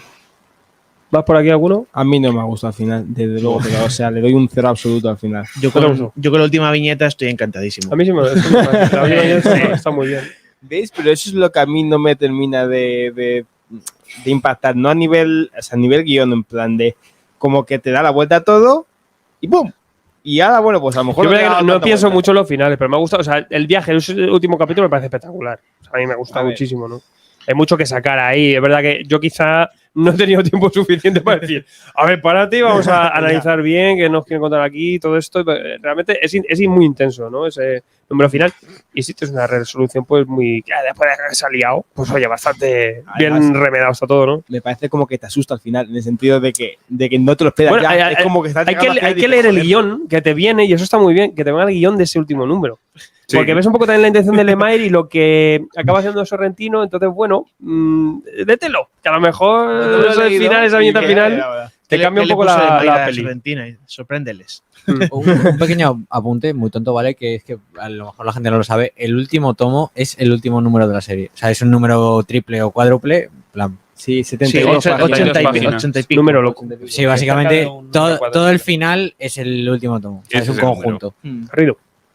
A ver, yo creo que esto nos pasa como los que hemos leído el último número de Walking Dead o de Invencible ahí la jugaron, o de I, el último hombre. Me vale ahora que va a salir la serie ahora la semana que viene. Al final esto no deja de ser una historia que te ha acompañado durante mucho tiempo. Las teorías que te han montado en tu cabeza son espectaculares, pero hay que darle una resolución y a mí me resulta satisfactoria, ¿eh? O sea, quizá por eso, porque en cierto modo me recuerda a la del último hombre, en cierto modo. O sea, me ha evocado, y para mí El último hombre es una serie que me ha acompañado mucho tiempo y que me ha flipado. Ahora en Total. Tengo que ver, creo que es de las pocas series que tengo en varias ediciones, pero no es el tema del que estamos hablando. Estamos hablando del final este. Y yo creo que a mí sí me resulta satisfactoria. Sí es cierto que entiendo a aquellos a los que no os guste, pero tanto como decir, no, lo aborrezco, una puta mierda. Carlos, te puedes salir con la que sea, Carlos, ya sabemos. Si sabes que soy un hombre, no, por favor. Hombre, no. Siempre contrariando, ya te vale. Recuerdo que hicimos, y justo salió una encuesta en el grupo de Facebook y la mayoría pues bastante apabullante porque sí, satisfactorio y ya está, pero bueno. Bien. Javi. Bueno, yo no lo he aborrecido como otros ahí que acaban de soltar, aunque sea exageración, pero sí me da la sensación de bajonero. No en general el final, sino todo el último tomo. Me da como, bueno, ya hemos acabado y aquí estamos contando, ya no va a pasar nada que no ya intuyamos ni sepamos de todo lo que hemos leído anteriormente, pero sí es una sensación de bajonera, pero también es por lo que ha dicho Joel, que ya he comentado yo antes también, que es que yo entro más en esta serie por los tres primeros tomos que por los 2 últimos o 3 últimos. A ver, Entonces, es al un final, ¿cuál de los 3 Joker es? El de rojo. Idiota. que es un final puñetero, o sea, se puede considerar puñetero, pero que le pega a esta serie el tener un final puñetero. En otras quizá me moleste más, pero en es que esto dices, bueno, dentro de que todo es una ida de olla, pero ¿por qué no voy a tener este final puñetero? Si, al contrario, si además estamos leyendo algo con toques de horror, pues que sea puñetero, es que es lo que le pega, que te dé por saco hasta en el último momento.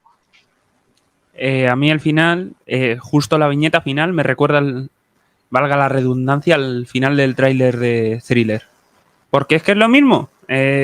Los 3 últimos números me parecen muy apresurados, aunque me han gustado mucho, pero me esperaba otra cosa, me abre las puertas a otra, pero no sé, es como si todo lo construido ahora no tuviese tanta Expectativa de mierda, Jesús, joder, quítatela, Aquí, coño. perdona, aquí siempre entran las expectativas. A Sí, mí la siempre. verdad. Yo nunca voy con expectativas, No, nada. no es expectativas, ojo. Yo Ya sabe. siempre me pasa con cualquier cosa que leo. Yo me espero un final. Y no es por las expectativas, es por la construcción Hombre, de la historia que me El va a final lo has tenido. Al menos Pero no, que no escúchame. siempre pasa, ¿eh? Pero Ojo. tú construyes el tuyo Claro, según lo que yo vas digo, leyendo. creo Pues que va mal. a acabar de esta manera y acaba de otra. Obviamente, siempre acaba de otra y siempre acabo desencantado. ¡Es Entonces, Mephisto! yo con los finales siempre voy a tener problemas.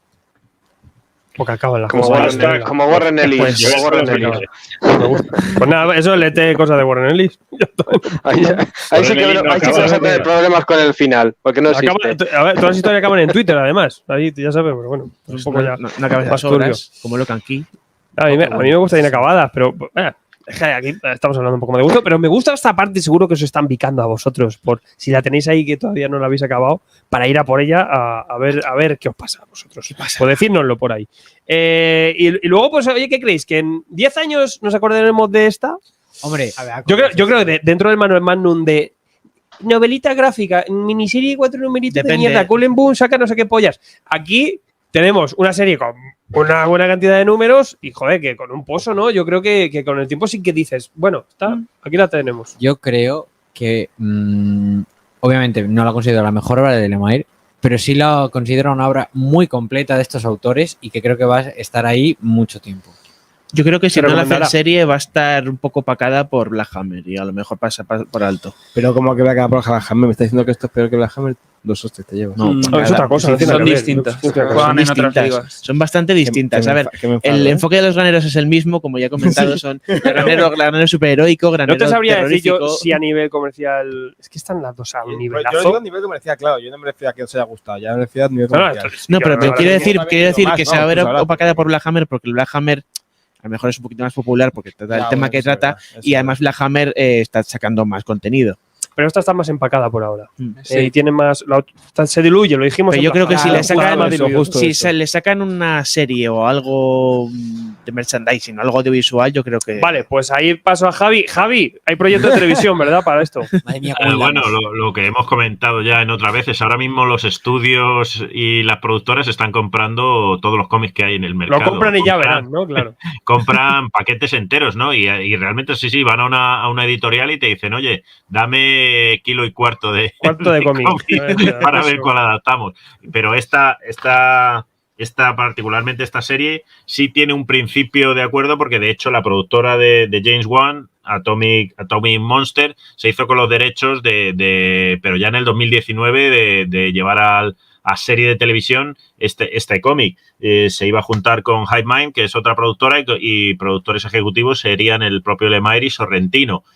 Pero no sé cómo está la cosa porque está parado. James Wan está dirigiendo ahora mismo Aquaman 2, aunque él solo la iba a producir y ahora acaba acaba de estrenar Maligno, con la que se ha pegado la hostia económica, que no de desarrollo, porque la película a mí me ha gustado y está parado de momento. De momento no ha empezado ni la preproducción ni la producción en sí misma. Pero me imagino Además, que en breve, porque esto es muy material, como hemos dicho antes, un granero, pueblo, personajes más o menos no excesivos, y cabe en cualquier parrilla, ya sea en Amazon, Netflix o pero Apple. si lo adaptan, yo creo que le van a quitar la mascarilla al tío, porque es que eso ahora no vende una mierda, poner un protagonista Ojo, con la mascarilla. Ojo, perdón, no te creas. Cuidado, Importante. O al Yo revés, creo que a la ya gente le echa algo para atrás, ¿eh?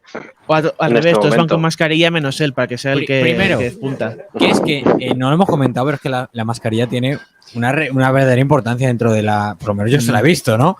Dentro de la historia. Y segundo, que viendo lo que hicieron con Suitu, que metieron el coronavirus ahí a caputador, obviamente van a meter la mascarilla. Es que puede ser un elemento. Pero la ponen en Hobby siempre la En vez de ponen cucarachas, para un unos COVID planos. ahí. Acordado de Marvel Studios, y como a la mínima se quitan los personajes las caretas, porque si no ni les ves hablar y Hombre, eso no puedes Me empatizar has con pagado 10 millones una por un máscara que ni se actor que mueva, se le vea tal bonito. cual. Se tiene que ver además. Sí, y el pero actor la mascarilla estará. el propio actor dice, oye, que se me vea la cara, que Lo que- estoy lo aquí para que- vender luego colonias.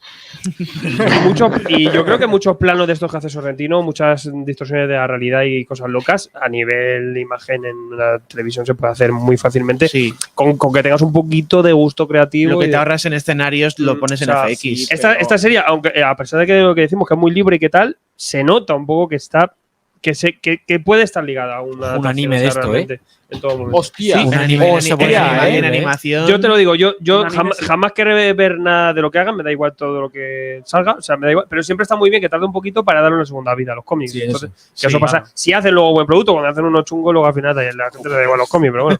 Y al revés, se los cargan, porque dicen, bueno, mierda, la serie yo no me paso de leerlo. Pero si es buena, le da una segunda vida. O sea, que siempre será bueno. Y vamos a cerrar un poco con referidos. ¿Qué podríamos leer? Referee. Es que no leí. o sea, Claro, decimos, aquí hay muchas cosas que ya hemos visto. Mira. Claro, ahora que me dices, pues ahora como Leer- esto que. Lee de Stephen King. Claro, mira, yo En la lo- torre Sí, eso oscura. ya salió, ya salió. lo Es que siento, loca. pero es que el único referido que puedo hacer con esto es la seriedad, de verdad. Claro. Un cómic, coño. Yo te diría, por tema de terror y rayada de la realidad, cualquier cosa de Junjitos valdría. Un espirales, un un. Uzumaki. Que te lo leas, que te leas a cualquier Junjitos. mini historia de Junjitos. Sí. Sí, que ese tono. Aunque es verdad que luego todo este tema. Metal. Sí, metal. Ahí Es que está. realmente- Y yo no he sido. Sí, Juanjo, a ver, cositas. Multiverso. Yo le puedo ver dos. Por un lado, las adaptaciones en cómic de Expediente X, por todo este rollo paranormal, Oh. con ciertos tintes de horror.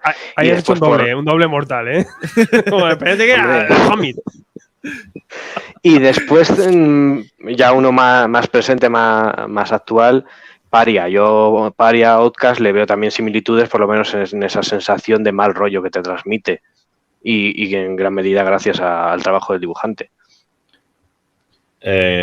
Pues yo me acaba de levantar Juanjo Outcast, que la tenía. Ah, sí, aquí vaya. para- Pero a que sí que tiene Sí, ahí sí. puntos. Además, Sí, rollos. el Sí. dibujante es parecido, pero y como Gonzaga también ha dicho, leer a Stephen King, pero yo digo que leáis a Stephen King en cómic. Las adaptaciones que se hicieron de La Torre Oscura, que además estaban dibujadas por Yaeli y Sanove, tienen muy cierto parecido también en mucho, ambiente ¿verdad? y en, Sí, sí. y en Se color. parece un Incluso montón. no me acuerdo, el colorista era Richard Isanove. creo. Isanove, Sí, sí. Richard Isanove. Y tenía la paleta de colores muy similar a la que utiliza aquí Stewart. Eso sí, le traemos a mí me aburrió muchísimo La Torre Oscura, pero un cómic, pero yo qué sé. Pero tenía su rollo, ¿eh? No había Yo leído las novelas. Si no has leído las novelas, no te enteras de nada con el cómic. La peli ya ni te digo, ya. Bueno, la peli no tiene nada que ver, eso es un Vaya zurullo. Tengo una camisa de fuerza. ¿Camisa de fuerza? Sí. Camisa de fuerza. Camisa de fuerza. Muy bien jugado. Sí, señor. Pues que los suicidas. No Sí. tanto, Bah, pero pero camisa de no, fuerza no. juega mucho con el todo esto del hombre que ríe y tal, te lo puedes llevar mucho al que es como el hermano de la prota. Como siempre, Planetary. Pero Vale, no, vale para para comentar todo. Planetary. Hombre, Es que ciencia no- ficción loca, multiversos historias, Yo ya creo está, tío. que si os ha gustado esto, Hellboy os va a encantar. Hellboy es cojonudo. Hellboy, vamos, Planetary, Planetary es la cayendo mejor para que revista no de los sobraras. cómics. Oye, pero tiene similitudes, ahora sin coñas, con multiverso Bueno, de Morrison. Puedes tener cositas. O sea, si te ha gustado esto, yo creo que es Hombre. posible que te guste. Que De te guste Morrison le mucho. veo más con la crisis final, casi, ¿eh? Y las dos que No. hemos dicho, del propio Lemire, Black Hammer por conceptos Los y graneros. sobre todo Trillium. Entrada en Trillium, si os gusta Gideon Joder, pero a mí Trillium no me gusta, tío. Yo os lo digo siempre. A mí Está a mí me guapísimo. encanta, a mí me Dale encanta una Trillium. vueltita. Pero obras que tengan estos dos autores en conjunto, en plan la que hemos dicho, el Lobezno, Green el Arrow, Green Arrow, Lobezno, el Sonrisa Asesina, no son una tontería tampoco, porque No, se Hacen proponen- buen tándem. aunque aquí hacen un ejercicio muy complejo y muy personal, en las otras obras juegan un poco con diferentes palos. En Panini están reeditando mierdas y el Norman Logan estamos con unas ganas. La gente va a ir a por esos tomos que van a flipar. Ah, bueno, Porque también no una está, cosa. es verdad que se diluía un poco, pero bueno, está guapa. Uno más que creo que reseñasteis aquí que yo no pude estar, que es el de Garth Ennis, A Walk Through Hell. Sí tiene cierta similitud en determinados momentos de la obra. Sí, también tiene de ese punto disruptor. O Shipwreck, también de Warren Ellis, que sacó la última en Aftershock. Con Fijeste un pepino. Vale, pues un vistazo por aquí. Nos hemos desdoblado. Yo ya te digo, cuando vaya a mi pueblo y vea a los graneros, nunca será igual. Nunca va a ser lo mismo. Es lo único que os puede cambiar mucho la vida a este cómic realmente, en ese sentido. Y nada, pues por ahora, cuando llevéis la mascarilla cortada de Norton, que la llevaba antes que vosotros, igual que Michael Jackson, y no estaban tan locos, se iban preparando. Joel Iglesias, vamos a cerrar un poquito de estos comentarios finales. Pues la verdad que poco más que decir de lo que hemos añadido. Me parece una obra muy redonda, pese a que yo no esté muy contento con el final. Estoy muy de acuerdo con lo que ha comentado precisamente Juanjo, esto de que es una obra que pide un final así. Así que yo, la verdad que probablemente no es mi favorita de Lemire, pero estaría entre las tres primeras de Lemire y de Sorrentino, desde luego la primera. Carlos, Yo parece ser que tengo que excusarme por haber dicho lo del final, que era una broma. tú de lo que digas. Que no está tan mal, que simplemente está mal, pero tampoco tanto. Sí, me he escrito un poco. Está bien. Siempre hace falta que alguien vaya contra corriente. Hay de todo. Pero bueno, en principio bien. Todo lo Está demás gustando, muy todo bien, y perfecto. es espectacular, la verdad. A mí, yo recuerdo que me pasó que lo leí, leí los tres primeros y, bueno, 2 y medio, y luego leí ya todo entero y te quedas con la sensación de que parece que no es el mismo cómic. Entonces, ¿Verdad que sí? yo lo leí cuando ya pasé al 3 y medio, dije, Oh my God. pero estoy leyendo lo mismo, ¿qué es esto? Pero Pero bueno, volver a ser lo mismo. Sí, tampoco. es como hay un pretomo 3 y Sí. postomo 3. Es como, esto era sí, una sí. historia y esto es otra. tal Pre cual, y tal cual. post-crisis. Sorpresa. Un poco así. Así que recomendadísimo, a disfrutar. Esto es a disfrutar. Jesús Merino, como historiador, te dará un poco de ansiedad tener que aprender la historia de 20 historias del mismo sitio, ¿no? Sí, Pero bueno. pues fíjate, yo quiero un granero para poder ir a distintos momentos de la historia, porque claro, así yo ¿De puedo... qué color lo pintas? Un granero en el tiempo. ¿El qué? ¿De qué color lo pintas? Pues el granero lo pinto de color de rosa. Me gusta. O de rojo sangre, para que recalque. Pero me ha parecido una obra bastante buena. No, como ha dicho Joel, no sería mi favorita de Lemire. Creo que ese lugar está en Essex County. Pero me ha parecido un viaje muy interesante. Ese paso de un terror rural a esa ciencia ficción más existencial me ha encantado.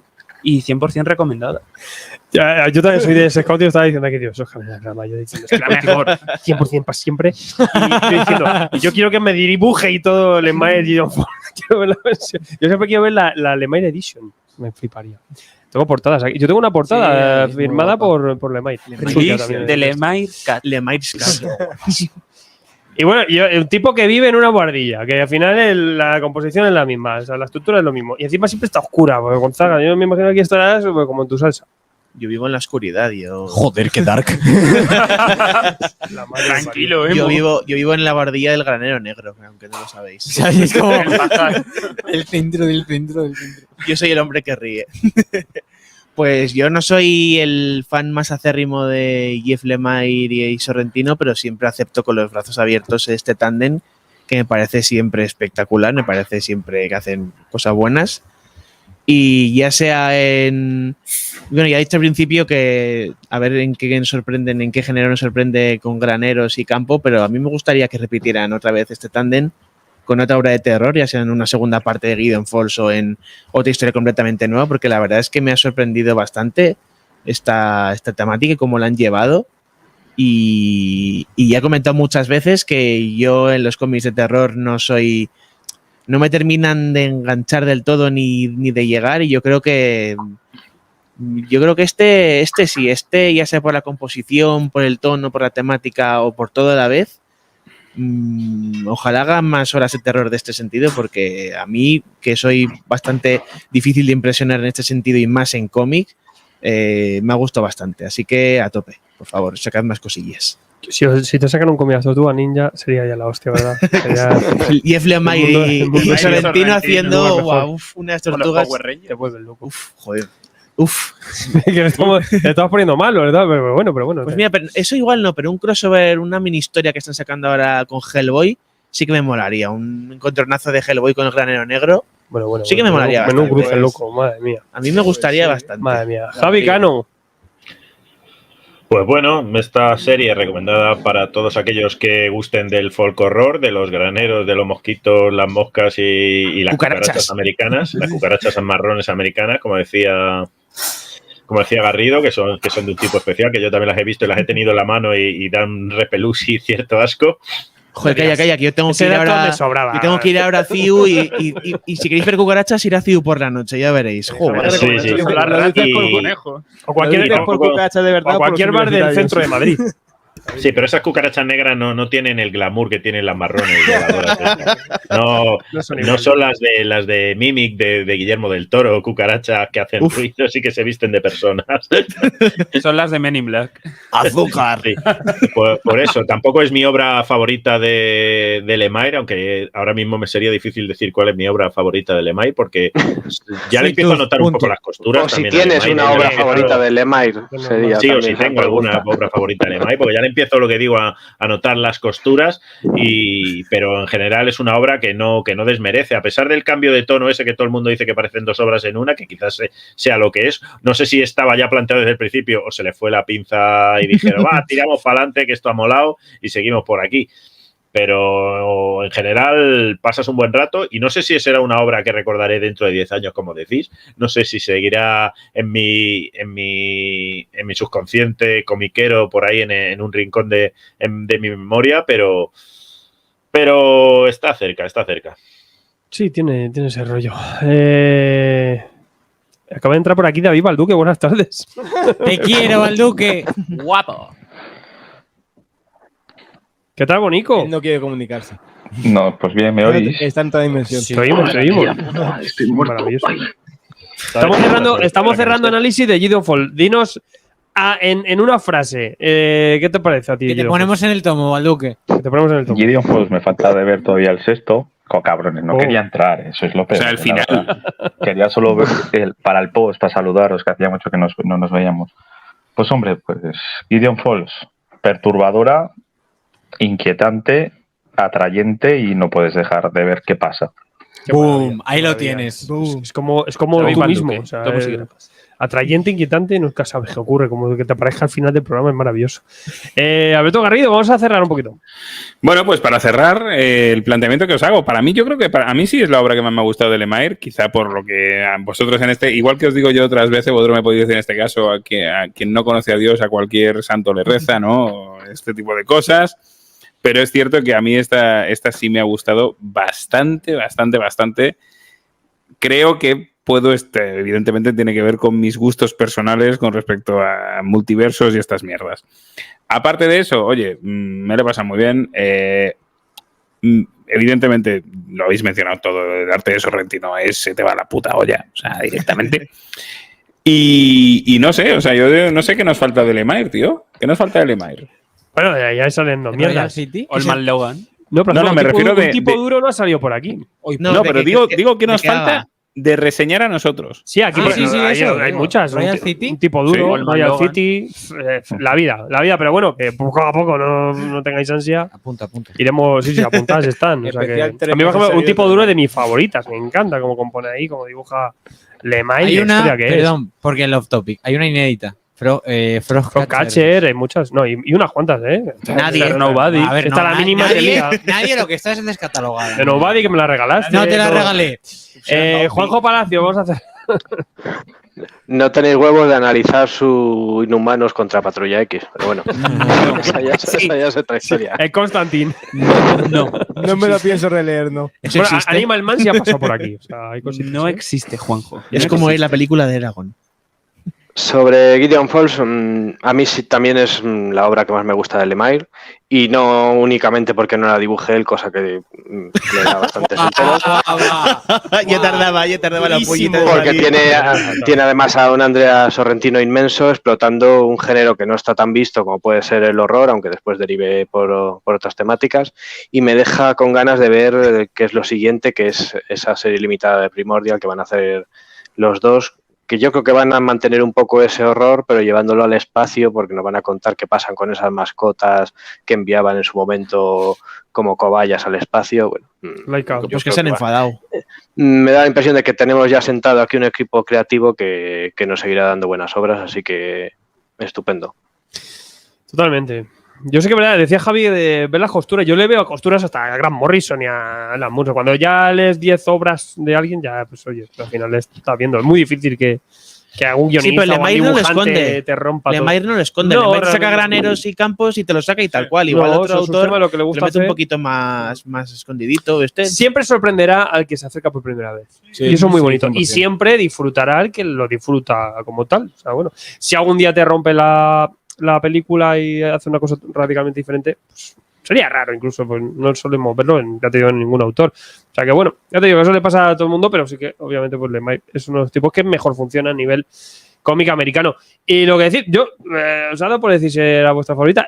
Yo no es mi favorita de Lemire, pero sí es mi favorita de Sorrentino. Entonces, por lo tanto, Sí, eso es. ahí sí que, porque no podía ser mi favorita de Lemire, porque quizás esta obra para mí es un 60%, una cosa así de Sí, Sorrentino. no está en Lemire. Entonces, pues ahí está. Y bueno, pues de indie de los últimos años, pues también sí que es para mí de las más relevantes, un poco, porque estamos en una época un poco de consumo, usar y tirar, ¿eh? Estoy viendo mucha cosa y aquí veo algo que sí que se puede sacar, veo algo que me va a gustar releer en unos años, veo algo que sí que además le ha calado a la gente. Entonces, pues bien, una herramienta para ganar lectores, una herramienta para disfrutar del cómic, como siempre, y una herramienta que además explota nuestro lenguaje y el poder que tiene el cómic para contar historia de otra forma. El verdadero indie que hace falta.